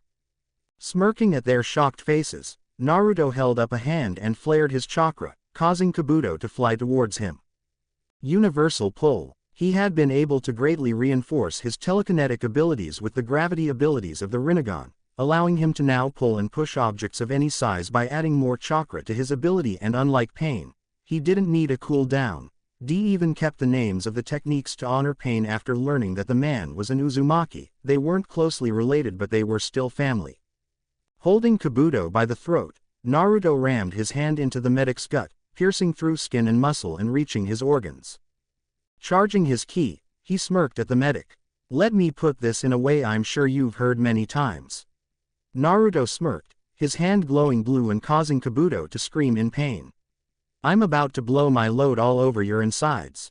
With that, he released his ki in a large, uncontrolled blast, completely obliterating Kabuto's torso and spraying his body parts all over the area. As his blood and guts rained from the sky, Naruto caught Kabuto's falling head and grinned at it, his eyes locked with glazed orbs of the dead medic. Regenerate that. Orochimaru seethed at the death of his best medic, his eyes burning with fury and his hands clenched with rage. This could not be allowed to pass. The Sannin was prepared to either to fight or flee before a sudden thought struck him, and he smiled, his devious smile turning into a low chuckle which turned into wild laughter, catching Naruto's attention. Huh, you finally snap, Orochi-chan. Naruto taunted, head cocked to the side. Then again, there wasn't much holding you together before. Kukukuku, I should thank you, Naruto-kun. Orochimaru replied, licking his lips once more. Oh, was Kabuto here unfaithful? Naruto continued to taunt. Did he reject your love? Orochimaru chose to ignore the taunts. I meant for becoming so strong. You've used so many techniques that I've never heard of before. The Sannin replied, his grin stretching across his face. With your body, I'll be closer to my dream. Perhaps I'll save Sasuke-kun for a later date, or just pluck out those eyes of his and replace yours.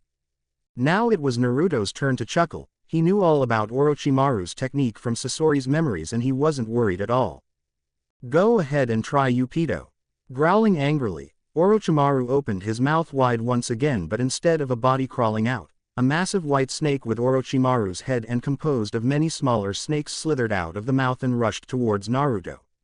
The redhead simply stood by and watched as the white serpent wrapped itself around him, its maw gaping wide open as it struck, devouring him whole. Before he was devoured, Naruto sighed and stared into the serpent's yellow eyes. What is it with you and snakes? Seriously, it's like you have a fetish. A few minutes ago, Team 10 had been on border patrol when they met up with Team Kakashi, who were returning from a mission. The three Jonin had stopped to talk and allow their students to socialize when they felt several large flares of chakra, all coming from one of the most important trading routes of the country, the Tenchi Bridge. Sharing a glance, the two teams took off towards the Tenchi Bridge, a small pug running towards Konoha with a message. The two teams arrived at the bridge after a few minutes of tree jumping, the 8 shinobi landing on one end of the bridge and taking in the trail of destruction starting from the bridge and cutting through the forest. Following the trail, which was quite difficult due to the damage the surrounding area had sustained, they came to the edge of a massive crater. What could have caused this? Kakashi wondered, taking in the sheer scale of the destruction. This must have been one powerful technique, at least A rank. Looking around at all the destruction, they could clearly tell that a huge battle had taken place here, The large trees had been torn apart by large boulders. There were cracks and trenches all along the ground, but most disturbing of all, there were many bodies of the same person littered around the crater. Orochimaru, Yamato hissed, eyes narrowed angrily. Look over there, Ino shouted, pointing towards the side. Turning to where she was pointing, they watched as a large white snake escaped from Orochimaru's body and rushed at his opponent, who they saw to be Uzumaki Naruto. The redhead was standing across from the snake Sannin, heavily covered in blood and guts, which they could tell was not his own based on the head lying next to his feet. Naruto, and he's fighting Orochimaru? Kakashi asked, single eye wide as the serpent slithered around the young teen. It looks like he killed Kabuto as well, Yamato commented, identifying the owner of the head at the teen's feet. What should we do, Yamato Taicho? Sai asked, his face blank of emotion as always. It was Asuma who replied. They're both our enemies, let's wait and see who wins before we do anything, maybe they'll weaken each other, the Sarutobi commented. Hopefully the Baka dies, then we can get Orochimaru to take us to Sasuke-kun. Sakura spoke, squealing at the end. Troublesome, Shikamaru sighed, leaning against a tilted tree in order to observe the battle. Choji nodded along with his friend as he sat and pulled out bag of chips. As they watched, the snake swallowed Naruto whole before falling apart, leaving Naruto standing alone and the crater. They all turned to Yamato as he gasped, a questioning look on their face. From the notes we confiscated from Danzo's bases, that was Orochimaru's immortality jutsu, either he's taken Naruto's body or Naruto was able to fight him off. Yamato informed them, eyes narrowing. Either way, there's only one left, we should strike now. Alright, let's go, Kakashi ordered, taking the lead. Shikamaru, capture him your shadow while we surround him and find out who is in control of the body. Don't get too close though, they are both powerful enough to harm you with their chakra alone, so keep a fair distance.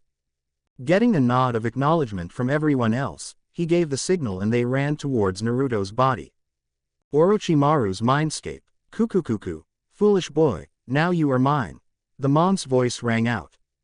Looking around, Naruto saw that they were now inside what he assumed to be Orochimaru's mindscape. It was quite the disgusting place. The entire room was covered in a pulsating, fleshy substance that he did not want to know the identity of. Behind him were numerous people covered in the same substance with only their faces showing, and in front of him was a lump of the same material, Orochimaru's face leering at him from within it. You're quite a fool, Orochimaru, you can't defeat me. Naruto drawled out in a bored tone. Silence, you insolent brat, the Sannin shouted, glaring hatefully. Give me your body. As snakes made of the fleshy substance grew from his body and surrounded him, Naruto activated his Taiken Uyagen, Supreme Authority King's Eye, his eyes glowing with the light of his dojutsu. He had chosen this name for the 4th level of his dojutsu, which held the combined power of the Uyagen, Mangekyo Sharingan and Rinnegan, making it the most powerful dojutsu in all of history. The Taiken Uyagen held all the combined abilities of its subsequent parts, with an appearance that was like a mix of all three. The whites of his eyes turned a dark blue with the silver concentric, a white diamond appeared on the black backdrop of his iris and 4 red tomo spun into existence, one on each of the 4 compass points. What is that? Orochimaru asked, his eyes gleaming with curiosity. I've never seen a dojutsu like that, it looks like the Sharingan and Pain's eyes but it's different. This is my personal dojutsu, Orochimaru, I call it the Taiken Uyagen. Naruto replied, the Sharingan tomo spinning in his eyes. It is the combined form of the Sharingan, Rinnegan and my Uyagen, it is also the instrument of your demise. How do you expect to win? I created this dimension. Orochimaru chuckled, the curiosity in his eyes turning to excited greed. This is my mind, you can't escape, boy, those eyes will be mine as well. Naruto simply chuckled, much to the man's ire. With the hypnotic abilities of my Uyagen and Shisui Uchiha's Sharingan, not to mention my telepathic abilities, your mind is mine to bend snake. As he spoke, the substance creeping up his skin exploded outwards, disintegrating in the air, leaving Naruto unrestrained.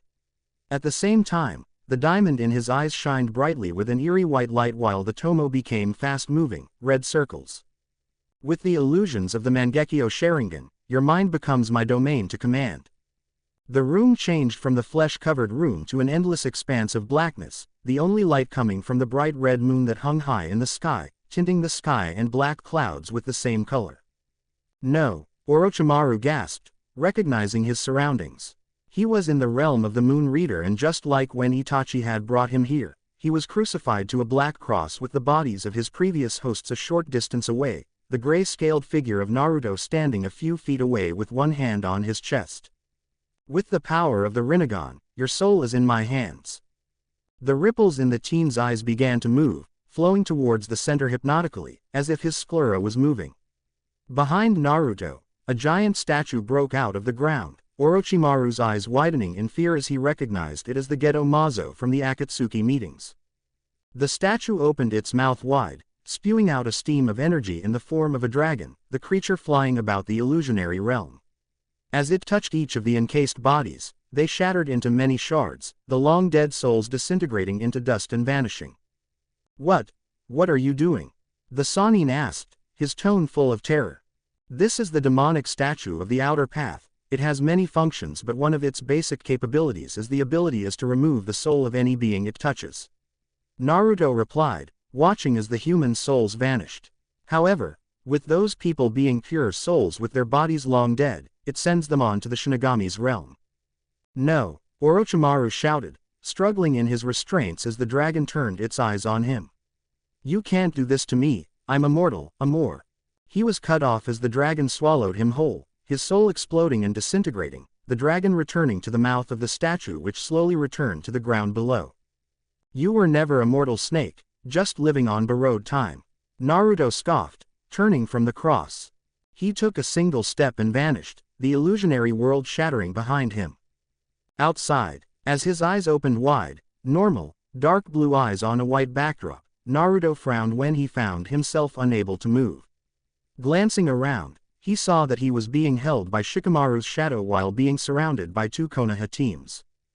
Teams 7 and 10, we meet yet again. Naruto greeted, bending over to pick up Kabuto and Orochimaru's heads. The two teams warily backed up at that action. He was completely ignoring Shikamaru's shadow imitation technique, a testament to the sheer physical power the body contained. Sealing the two heads away, Naruto turned to the Konoha shinobi and smirked, finally paying attention to them. Who are you? Yamato asked, his grip tightening on a pair of kunai. Orochimaru or Naruto? Please, as if that snake could ever defeat me. Naruto scoffed, causing them to feel a mix of terror and relief. Now what am I going to do with you 8? Don't bother bluffing, Naruto. You just finished a battle with a Sannin and a Jonin-level opponent. With the amount of chakra we felt being thrown around, you're far too weakened to fight all 8 of us. Kakashi replied, causing Naruto to glare at him.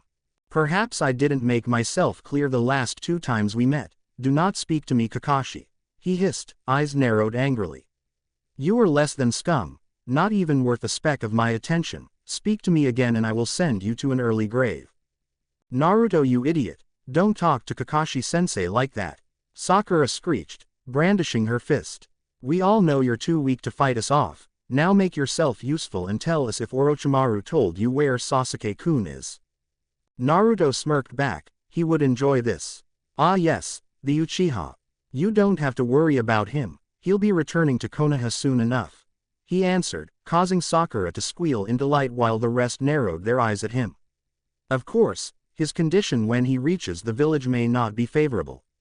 Maybe if you're lucky, I'll leave him barely alive. Her look of glee turned into one of fear and anger, bringing him some small measure of amusement. Ha! Nice try, Baka. Ino countered, placing a hand on her friend's shoulder to calm her. A weakling like you can't beat Sasuke-kun and you still have to deal with us. Chuckling in amusement, Naruto took a step forward, causing them to tense. Then, without making a sound, he vanished, using his physical strength alone to achieve great speeds. The 3 Jonin, as well as Sai, were just able to follow his chakra signature as he reappeared a great distance away. The rest of the team followed the gazes of their sensei, gaping when they saw how far Naruto had gotten in less than a second. Looking back, the redhead smirked when he took in their shocked faces. How do you expect to beat me when only 4 of you can follow my base speed? Naruto asked, head turned to the side. Had I used a speed technique or even just some channeled chakra, you would all be dead before you knew it. How can he move so fast? Yamato pondered, eyes wide. No one is that fast without chakra, it's unreal. That's faster than Guy, even with his weights off. Kakashi thought, eyes narrowed at the spot where Naruto once stood. He moved so fast that he didn't even disturb the ground. That should be impossible. Well, it's a good thing that you all came though. Naruto continued, slipping into a loose stance.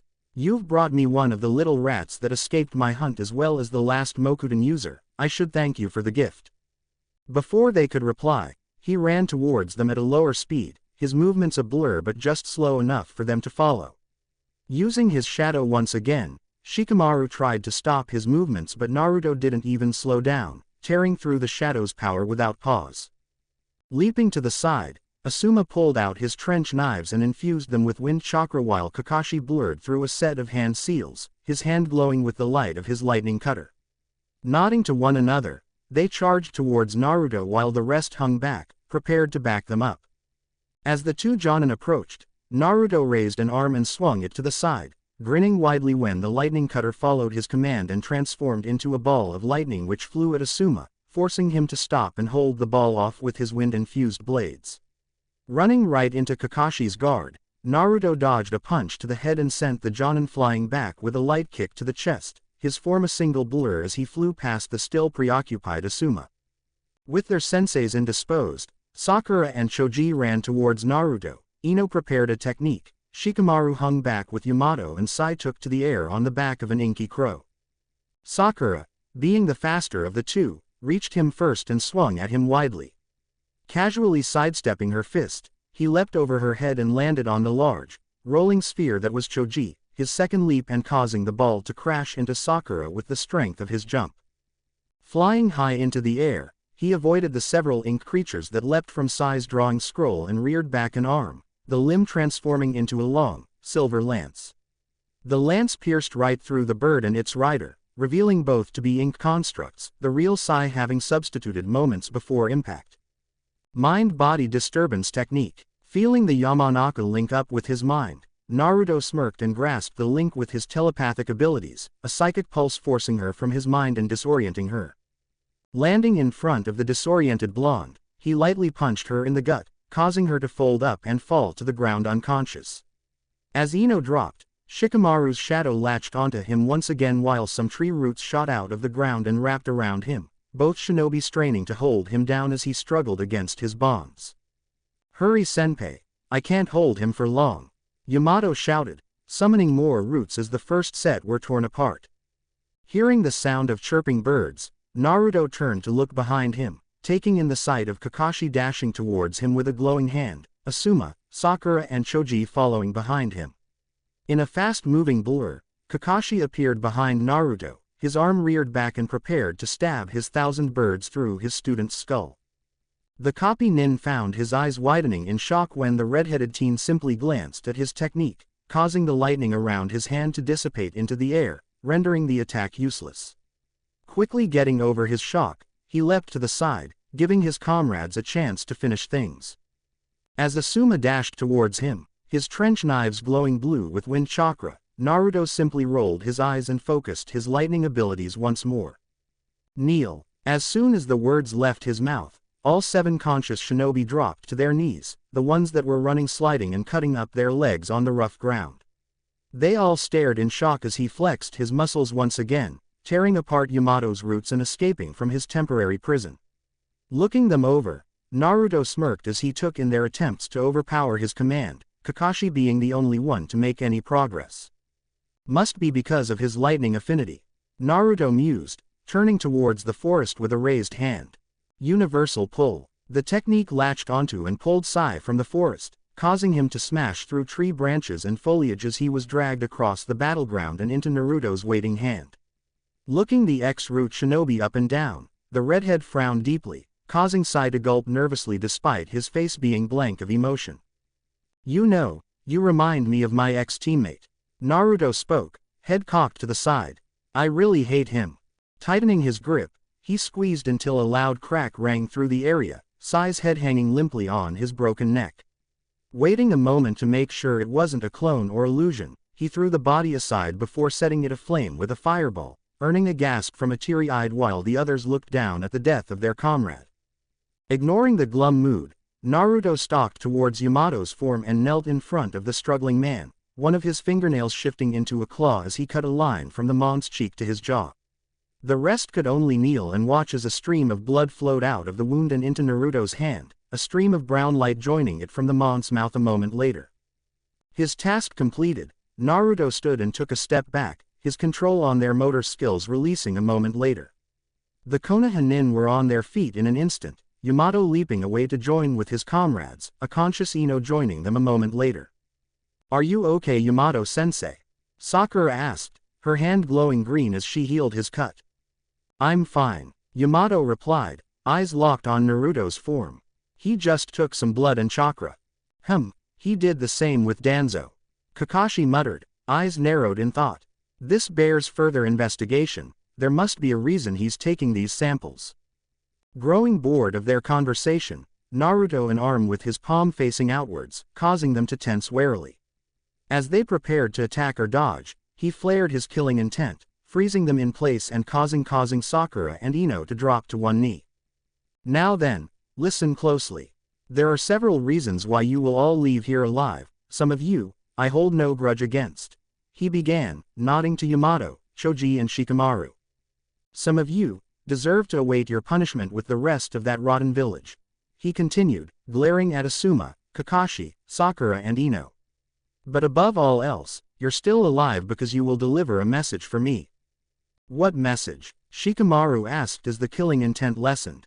"Let the Hokage know that I'll be coming for the village soon, so she had better be prepared," he replied, a dark grin crossing his face. "I've finished off the Akatsuki and Orochimaru. Sasuke will be crushed like the insect he is and Madara will follow soon after. Konoha's days are limited." "Madara, as in Madara Uchiha?" Asuma asked, remembering his father's stories. "The very same. Somehow he found a way to extend his life, which is why he lives till this day," he replied, causing the ones that recognized the name to startle in shock. "Oh, be sure to let the village know that Madara was the reason the Kyuubi attacked Konoha. He controlled the demon with those eyes of his and set it loose on Konoha." Naruto continued, activating his dojutsu in order to reinforce the suggestion. "Make sure they know that they spent 13 years treating me like crap, while worshipping the clan of the very man who caused all the problems they blamed on me." With the suggestion fixed in their minds, Naruto deactivated his dojutsu and sighed, it was time to end this. "Now then, enjoy your trip and you had best hope we don't meet yet again. I'm getting bored of letting you fools live past these encounters," he smirked, his hand raising an inch higher. Almighty push. The pulse of chakra sent them all flying back, each crashing into a tree and losing consciousness in the case of the Genin and Chunin, while the Jonin were able to shakily stand back up. Naruto simply ignored the three conscious shinobi and turned around, a black cavity appearing in the air before him. With a smug wave, he stepped into the void of swirling shadows and vanished. Exiting the black cavity, Naruto found himself standing in the council room of Sunagaku, a group of Anbu and Jonin surrounding him. Well, what is Konoha's most wanted man doing here?" one of the counselors asked, an old man in flowing beige robes. Ignoring the many weapons digging into his skin, Naruto looked towards the council and smirked, causing the surrounding shinobi to tense. "I'm here to talk business. You can listen to me and save yourselves a lot of trouble, or you can fight me and condemn your village to destruction," the redhead answered, nodding to the cage imperceptibly. "Let him go," Gaara spoke, speaking up before anyone could say anything regretful. "I suppose you have a good reason for coming here, Naruto, speak quickly." "Thank you, Gaara," Naruto replied, smiling widely. "All I want is for Suna to break its alliance with Konoha and side with me." The room immediately exploded with shouts of anger and protest, counselors leaping to their feet and shouting down at him. The shouts were immediately silenced as one of the elder council members held up a hand, one of the few that wasn't glaring or shouting. "Why should we break an alliance with the most powerful ninja village in order to side with a missing nin? No matter how powerful he is," the elder asked, summing up the thoughts of many others in the room. "At least when Orochimaru came to us, he had his own village backing him. What do you bring, Namikaze?" Grinning wide, Naruto slowly reached within his cloak and pulled out 2 scrolls, one red the other white. I'm glad you asked, Honorable Elder. The teen replied, spreading out the scrolls to reveal the many storage seals drawn on them. These scrolls contain everything I need to prove that I'm the better choice. And what is in those scrolls, young man? The elder asked, his curiosity mirrored by his fellow counselors. Some were even leaning forward in their seats. Naruto smirked as he answered. The white scroll contains alliance and trade contracts with Iwagakure, Kumogakure, Kurigakure, Omegakure, Wave Country, Spring Country, Moon Country, Demon Country and many other minor villages and wandering clans. Naruto explained, doing his utmost to not laugh at the look on all their faces. The red scroll contains the heads of many Akatsuki members, including Akasuna no Sasori and Deidara, the 2 members that kidnapped your cage a short while ago. Naruto continued, causing their eyes to widen further. The scroll also contains the heads of Orochimaru and his right-hand man, Kabuto, both of which I killed less than half an hour ago. I also plan on dealing with the Uchiha and claiming Otogakure, adding to my growing power and influence. Gaara was the first to get over his shock. He had been a part of this plan, but his friend had really gone above and beyond. As I'm sure you can all see, remaining allies with Konoha will only lead to our downfall. We can't fight off the combined might of all those villages as well as the first SS rank missing nin in over 15 years. Gaara spoke, not mentioning that the alliances would only be finalized after the fall of Konoha. I propose that we have a vote on this issue. He received many agreements in return. Before we vote Kazekage-sama, I have a question for the young Namikaze. The elder spoke up once again, drawing the room's attention once more. Receiving a nod from the young Kage, the elder continued. Why do you want an alliance with Sunagakure? He asked, earning a confused look from the young teen. One would think that with all those other allies, you could easily overpower Konoha with or without our help. This resulted in everyone else looking at Naruto with questioning glances, earning a confident smirk from the redhead. I want Konoha to suffer like I have. I want them to feel despair and know that there is no one out there willing to help them. Naruto replied, choosing to answer truthfully. I want them to scamper around like I did as a child, asking for help from any that would listen and being ignored or attacked. I need Suna to achieve this ultimate revenge. I see, the elder nodded. The answer may not be honorable or noble, but it was the truth, and no one there could say that the teen was far from achieving his goal. The vote was soon taken and Naruto grinned widely as every member of the council voted to side with him. He'd been forced to unseal the scrolls a few times to prove his claims, but after an hour-long debate, the alliance contract was drawn up and signed by both sides. The terms were mostly the same as what he had with the other villages, giving Suna the chance to back out should they need it. Once the lengthy meeting was finished, Naruto shared a discreet nod with his friend and vanished in a black cavity, his task complete and his plans slowly coming together. Stepping out into the office of the Raikage, Naruto managed to catch Team Samui as they were being briefed on a mission, Yugito and B sitting off to the side. As he exited the portal, he was immediately hugged by a squealing Yugito, who happily planted a kiss on his lips. They weren't exactly in a relationship, but he and she had gotten much closer over the past few years. They'd spent plenty of time together and he'd been by to visit her as many times as possible.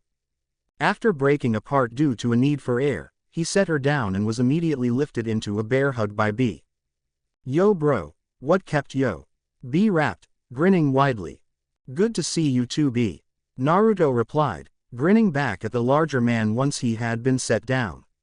Sorry if I'm late. I had a long, drawn-out fight with Orochimaru, followed by 2 Konoha teams and a meeting with Suna. That definitely drew the attention of everyone in the room.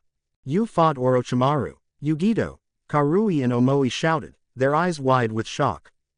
Oh no, I smacked Orochimaru around like a bitch, it wasn't really much of a fight.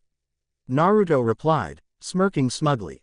Anyways, why don't we get the business out of the way? The Raikage grinned as he nodded and Naruto took a seat, the others finding their own spots around the room. I'm mostly here for 3 reasons.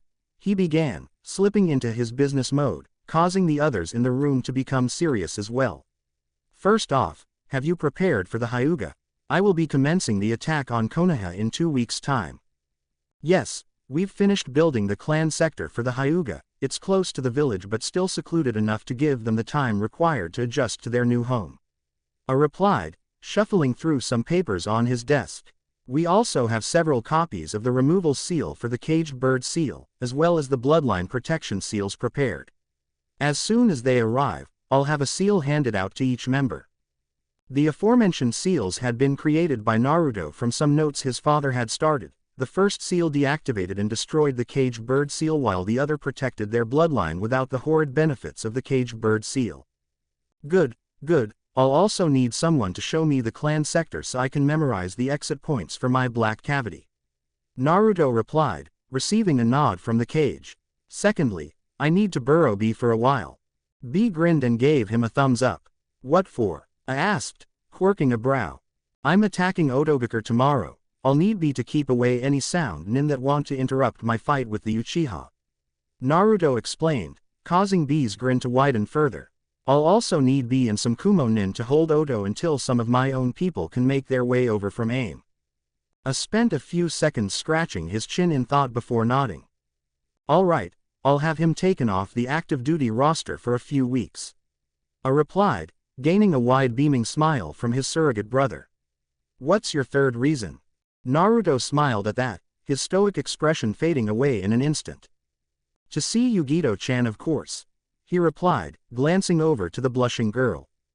Of course. Aside, shaking his head as Yugito, B, Naruto and Team Samui left his office, most likely headed for the closest bar. A Houghton returned to his paperwork, dearly wishing he could join them. Soon Naruto, even you will fall before the evil that is paperwork and I will be there to laugh at your misfortune, he thought, cackling maniacally. Using knowledge pilfered from Kabuto's mind, Naruto exited his black cavity into Orochimaru's throne room, an excited-looking B following right behind him. Sensing no one in the immediate area, he gave B directions to the cafeteria where many of the bass's sound nin would be congregated before turning down a different hallway, steadily making his way towards Sasuke's chakra signature, the Uchiha's bedroom if his memories were correct. In a blur of movement, he was standing in front of Sasuke's door and he couldn't help but grin in anticipation of the coming fight. He was going to enjoy this. Stretching out a hand, he pushed open the door and glanced into the room, easily spotting the shadowed figure laying in a bed across from him despite the pitch darkness of the room. The figure was facing away but he recognized the Uchiha crest on the back of the shirt. Sasuke. Naruto grinned, his chakra thrumming beneath his skin. He was really looking forward to this fight. Who's there? Sasuke asked, his tone deeper than he remembered and still blank of emotion. Grinning darkly, Naruto took a step into the room. What do you want? Sasuke asked again, shifting on the bed. Oh, there are a great many things that I want. Naruto replied, immediately leaping back as he felt Sasuke's chakra flare. Boom! With a powerful burst of chakra, the room and a large section of the hallway was blown apart, the explosive seals and traps hidden within the walls activated by the chakra flare. Grinning insanely, Naruto stared up at the figure standing on the ledge above him, onyx black eyes staring down at him. He. Hello Uke-chan, it's been a while. Naruto chuckled, staring up at his ex-teammate. Naruto, Sasuke drawled, his face passive and his voice emotionless. Why are you here? Why do you think? Naruto replied, his eyes glinting in the sunlight. I'm here to utterly crush you Sasuke. D. It seems like your fame has gone to your head Naruto. The Uchiha commented, glancing away dismissively. You stand no chance against me. That's exactly what Orochimaru said, Naruto replied, nodding in amusement. Now he's dead. So you killed Orochimaru, it doesn't matter. Sasuke snorted, still dismissive. He was a weakling compared to me, I'm an Uchiha, you can't defeat me Naruto. In a blur of movement, the Uchiha vanished and appeared next to Naruto, only to find the blonde gone. Wow, you're so slow Sasuke, have you been skimping out on your training? Naruto taunted, now standing in the Uchiha's vacated location. He blinked in surprise and Naruto was gone. Can you even keep up with me Uke-chan? The taunting came from behind him and Sasuke spun on his heel, coming face to face with a grinning Naruto. So fast, how is he faster than me? Sasuke growled, frowning minutely. He must be using the power of the demon. I'll admit you've gotten faster. The Uchiha snarled, leaping back with his Sharingan activated. But before my eyes, it's all meaningless. He was cut off as Naruto appeared inches away, the redhead's fist plowing into his face and launching him into a wall. You talk too much, Uchiha, I'm not here to play around. Naruto sniffed, taking a step towards the wall. Unlike Orochimaru, you don't deserve that. Sasuke growled angrily as he peeled himself off the wall. You betrayed me, Uchiha. You called me your best friend and tried to kill me. That was unforgivable. You are no longer my friend, brother, rival, or even my enemy. You are nothing more than another insect for me to crush beneath my heel. Naruto continued, glaring into Sharingan eyes. Now stand and show me your best. Anything less and you will die far too quickly.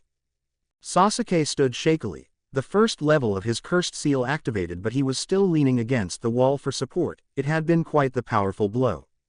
How can he be so fast? I didn't even see it with my Sharingan. No one is that fast. Sasuke raged, drowning out the other teen's words. And what was with that punch? There was so much power behind it and it felt like he was holding back. Where did you get this power, Naruto? Locking eyes with the redhead, Sasuke channeled chakra into his Sharingan and dived into the other's mind. If I cut him off from the demon, he'll be nothing but a weakling again. Appearing within Naruto's mindscape, the Uchiha found himself impressed with what he found. This was much better compared to the putrid depths of Kabuto and Orochimaru's minds. He was standing within a large circular room, the floors and walls of which were made of a polished black stone, the many white dots making it into a perfect rendition of the night sky. The roof above was pure white in color with hundreds of different animals carved into the material, all of which were circling a large yellow crystal that was embedded into the stone, arcs of lightning coursing within the gem. Carved into the wall directly in front of him was a massive bookshelf, which was completely filled with books of varying sizes and colors, words written on the bindings in different languages. Several feet away from the bookshelf was what could only be described as a throne. It was a large chair carved out of some sort of green crystal and sculpted into the form of a dragon's skull. The maw was lengthened so someone could sit inside comfortably, with the cushioned tongue serving as a seat and the blunted rear teeth as arm rests.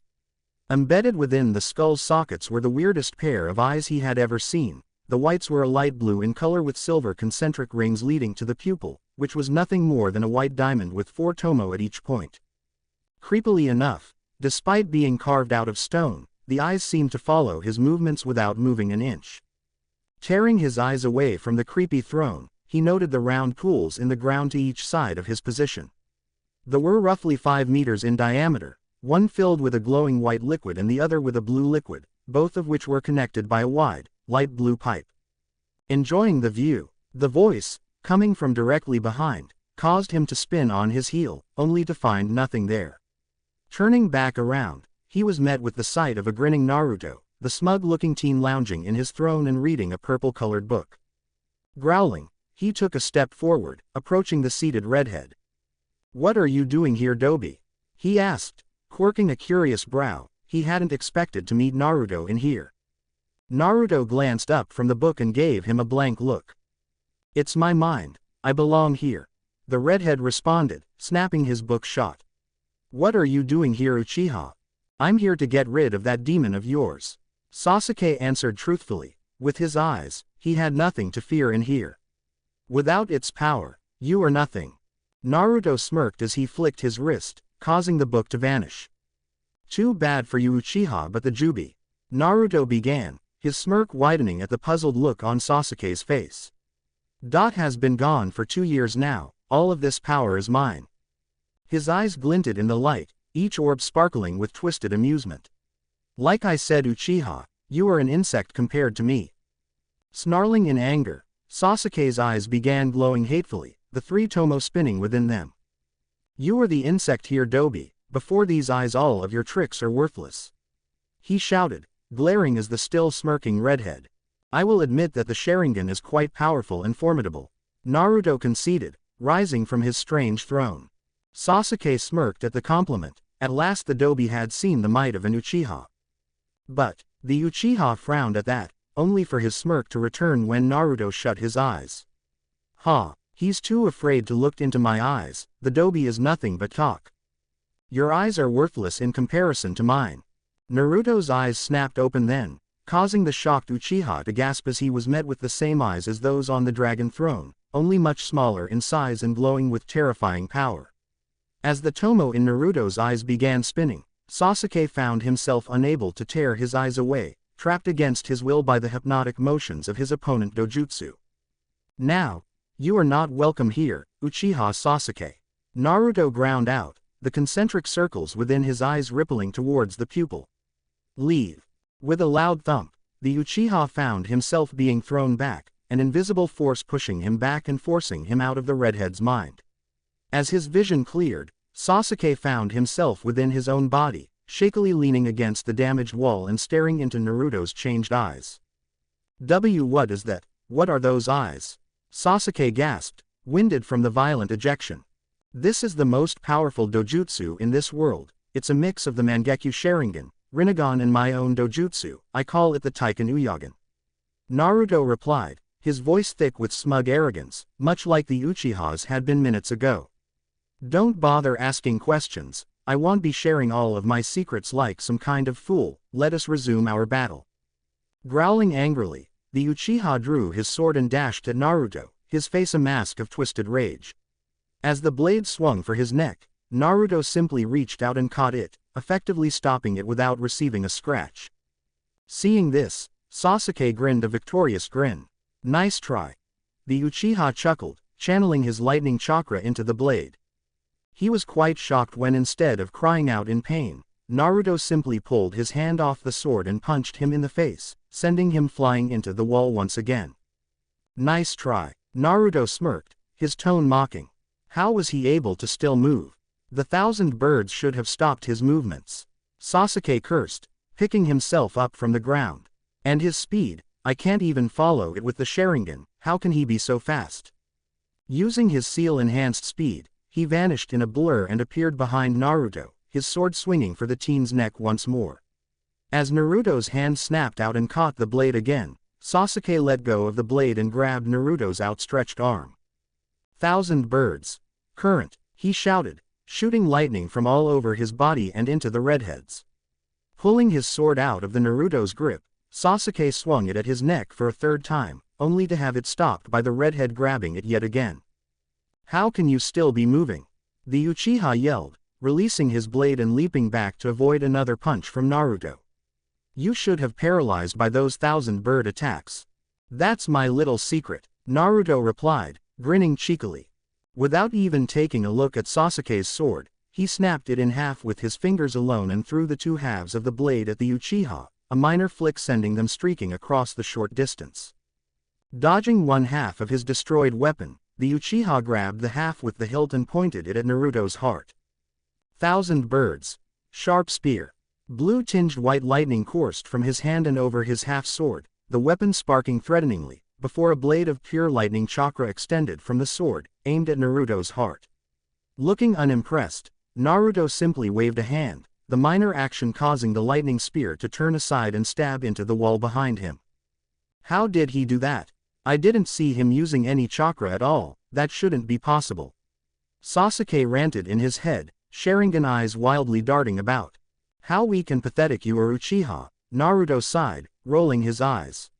I've barely moved from this spot, why don't you just surrender and hope I don't break you too badly?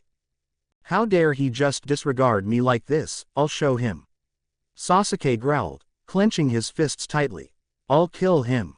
Anger suffusing his form, the Uchiha activated the second level of his cursed seal and flew through a series of hand seals, black lightning appearing around his right hand as he finished. He was nothing more than a gray blur as he dashed towards Naruto, the technique in his hand carving through the ground as he moved. Lightning cutter, he shouted, his dark fist stabbing towards the redhead's heart. As the attack got closer and closer, Naruto simply snorted and grabbed the Uchiha's wrist, causing the lightning cutter as well as the Uchiha's level 2 form to disappear.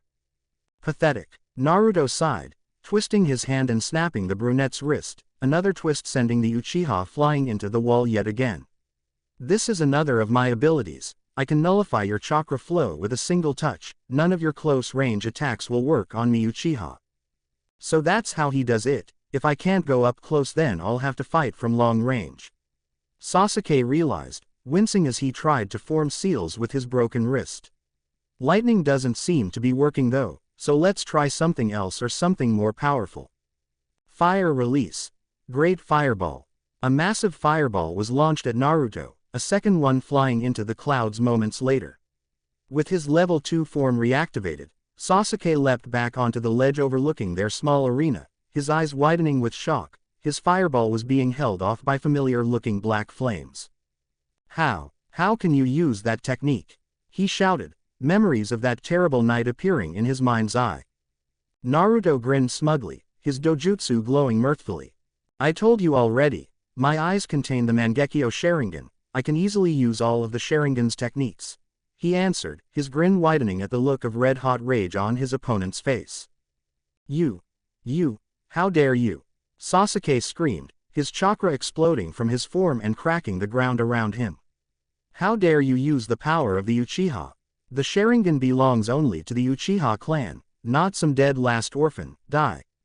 Rearing back a hand, he took a swipe at Naruto's form, his hand surrounded with crackling chakra. Thousand birds. Senbon. From his hand launched hundreds of long, thin, lightning needles, all bearing down on Naruto's position and hundreds more forming by the moment. Deciding to further taunt and enrage the Uchiha, Naruto decided to defend with another Sharingan ability. Tempestuous God of Valor. Naruto's form was immediately shrouded in chakra as the full form of his God of Valor came into existence, completely shielding and protecting him.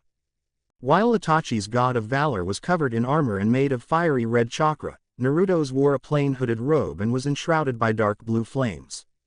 Within the hood of the robe was an endless pit of darkness, two orbs of burning red staring out from within the void, each seeming to convey the rage and hatred of the chakra construct.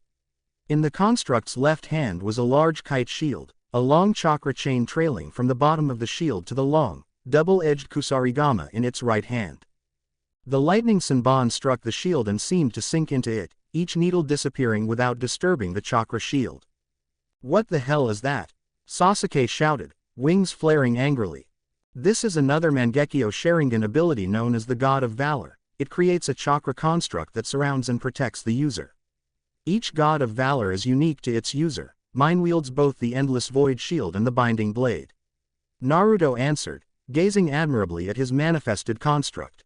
As you just saw, my shield absorbs any and all chakra techniques, and while it may have its limits, I don't think I need to worry about you exceeding those limits.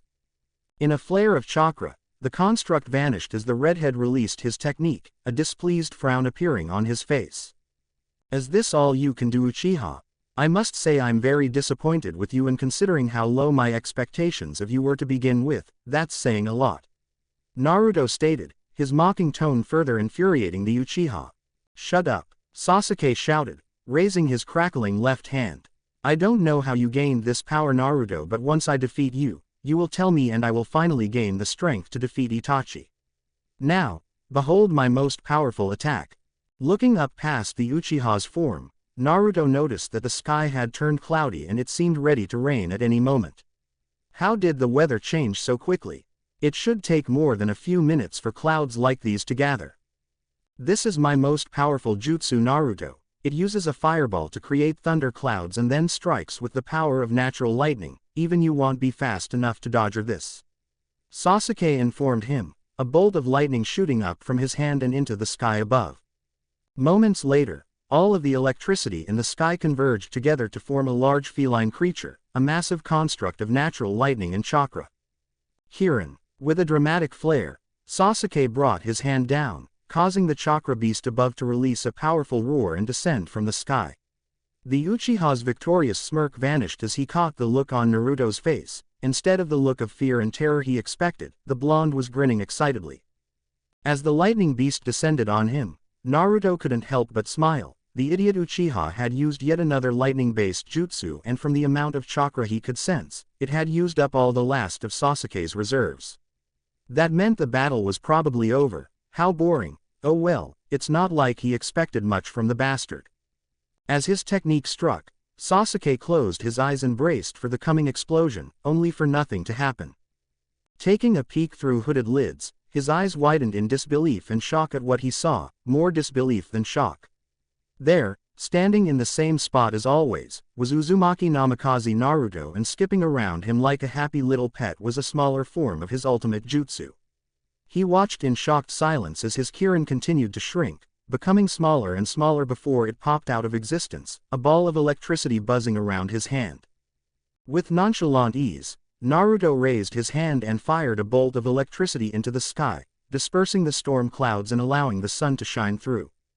Hey, guess you didn't notice it, Uchiha, so much for the all-powerful Sharingan. Naruto snorted, glaring at kneeling and exhausted Uchiha. The brunette could barely keep his cursed seal activated. When I stopped your sword, absorbed your current and batted aside your sharp spear, didn't you even stop to think about how I did all those things? Sasuke simply glared back, his chest heaving and his eyes lidded. He was on the verge of chakra exhaustion. I'll tell you how, bastard. Naruto continued, his grin widening further. I have full control over electricity. No matter what you throw at me, no matter how powerful it is, if it's a lightning technique, it's mine to control as I wish. That's impossible. No one can control another's jutsu like that. Sasuke growled, feebly attempting to regain his feet. You were on my team, Sasuke. You of all people should know that nothing is impossible for me. Naruto replied as he, for the first time since the fight truly began, moved from his spot. A quick blur of movement and he was standing above the Uchiha, causing the brunette to stumble back fearfully. Now Sasuke, what shall I do with you? Sasuke struck at him with his wings, the large appendages clawing for his torso, but Naruto caught them both easily managing to keep the larger appendages at bay with his smaller hands. In another blur of movement, he booted the Uchiha in the chest while tugging on his wings, causing Sasuke to go sliding back a few feet, the Uchiha screaming out in pain as his wings were ripped from his shoulders and thrown aside. Stalking up to the bleeding brunette, who was attempting to stand once more, Naruto kicked out his feet and smiled in glee as he heard the bones break, causing the Uchiha to drop to the ground as his seal finally gave out and receded. Now that I have your undivided attention, why don't we start with a story? Naruto stated as he took a seat on a nearby pile of rubble, ignoring the cries and curses of the brunette a few feet away. This is the story of the Uchiha clan. That definitely got Sasuke's attention, his cries dying into low whimpers. What would you know about my clan, Dobi? Sasuke spat out, onyx eyes glaring angrily. Other than the reason they're all dead and how? Not much. Naruto scoffed, rolling his eyes. Also, this Dobi just beat you down without moving an inch. Maybe you should watch what you say. What do you mean the reason they're dead? Itachi just wanted to test his capacity. The Uchiha ground out, blatantly ignoring the threat. Incorrect. Itachi didn't kill your clan, he was framed for the entire thing. Naruto informed him, eyes glinting mischievously. How the hell would you know that? I saw him myself, I felt his moon reader. Sasuke shouted, trying to stand despite his wounds. Nope, you see the Uchiha clan were planning a coup on Konoha, and the Sandaime, being the kind but naive person he was, had arranged to have peace talks with them when he found out. Naruto explained, smirking at the look on Sasuke's face. Unfortunately for the Sandaime, his rival Danzo thought talks of peace would be nothing but a waste of time, so he went behind the Sandaime's back and hired an assassin. That assassin was none other than the true leader of Akatsuki, Uchiha Madara. Uchiha Madara died a long time ago, Dobi, do you think I'm stupid? Sasuke responded, attempting to attack the blonde again, which only resulted in Naruto breaking his wrist, and seeing as the previously damaged wrist had been healed by the cursed seal, Naruto broke it again. Yes, I do think you're stupid, why else would you keep provoking me? Naruto asked, raising a brow in question. Anyways, Madara isn't dead. It seems that like so many other powerful shinobi, he managed to somehow extend his lifespan, allowing him to live till this day. Sasuke seemed to understand that, if he had access to Orochimaru's files, then he should know of the many immortal shinobi out there, or at least the ones that had been out there until they came across Naruto. Now, I don't know how Danzo discovered this, perhaps he didn't even know it was Madara, but he made a deal with the Akatsuki leader. Naruto continued, drawing the Uchiha from his thoughts. In exchange for funding, as well as Itachi himself, Madara would kill the Uchiha clan. Of course, Madara readily agreed. he wanted revenge on the clan that had turned their backs on him, so he transformed into Itachi and wiped out the clan, killing 2 birds with 1 stone. If that's true, then why didn't he kill me as well? Sasuke asked, looking more curious than disbelieving. The only reason you live to this day is because Itachi, in full Anbu gear, arrived at the compound before Madara could finish you off. They fought for some time before Madara used the Moon Reader on you and fled before more Anbu showed up. Naruto replied, recounting the events as dictated to him by the Uchiha prodigy. Itachi, thinking you were dead, blamed himself for not being able to protect you, and his grief mixed with his guilt unlocked his Mangekyo, but after checking on you he found that you were still alive, just unconscious. There was a flash of emotion on Sasuke's face, but Naruto simply continued on. With your witness statement and little proof to this innocence, Itachi was sure he would be found guilty of the crime, so he was forced to flee until he could clear his name. Unfortunately, Madara in his Akatsuki disguise found him, defeated him and recruited him into the organization. Naruto finished, glancing down at his entranced audience. Sasuke lay there for several minutes, slowly contemplating the redhead's words and remembering that night. What now? The Uchiha spoke after several minutes of silence, his tone low and tired. Why did you tell me this? Naruto shifted on his seat as he considered the Uchiha. I only told you so you would know who to really blame for the death of your clan. Danzo is dead and Madara will soon fall at my hand. I tell you this so that you know that you will never achieve your precious revenge. Naruto sneered, standing from his seat and approaching the prone Uchiha. Itachi is now one of my greatest allies. After learning about how you turned out, he's cut all ties with you. He longer cares what happens to you. As for what I'm going to do with you, well. Naruto paused and stared down at his one-time friend, his eyes gleaming with cold malice and hatred. You betrayed my trust, Sasuke, but worry not. You will not die today. Naruto hissed, his voice so low that the Uchiha had to strain himself to hear it. However, you just might wish you had. With that, he morphed his fingers into bladed claws and knelt beside the Uchiha, ignoring the brunette's screams of outrage, which soon turned into screams of pain. Thank you for watching. If you enjoyed the video, be sure to like, comment and subscribe, as well as checking out the author on fanfiction.net.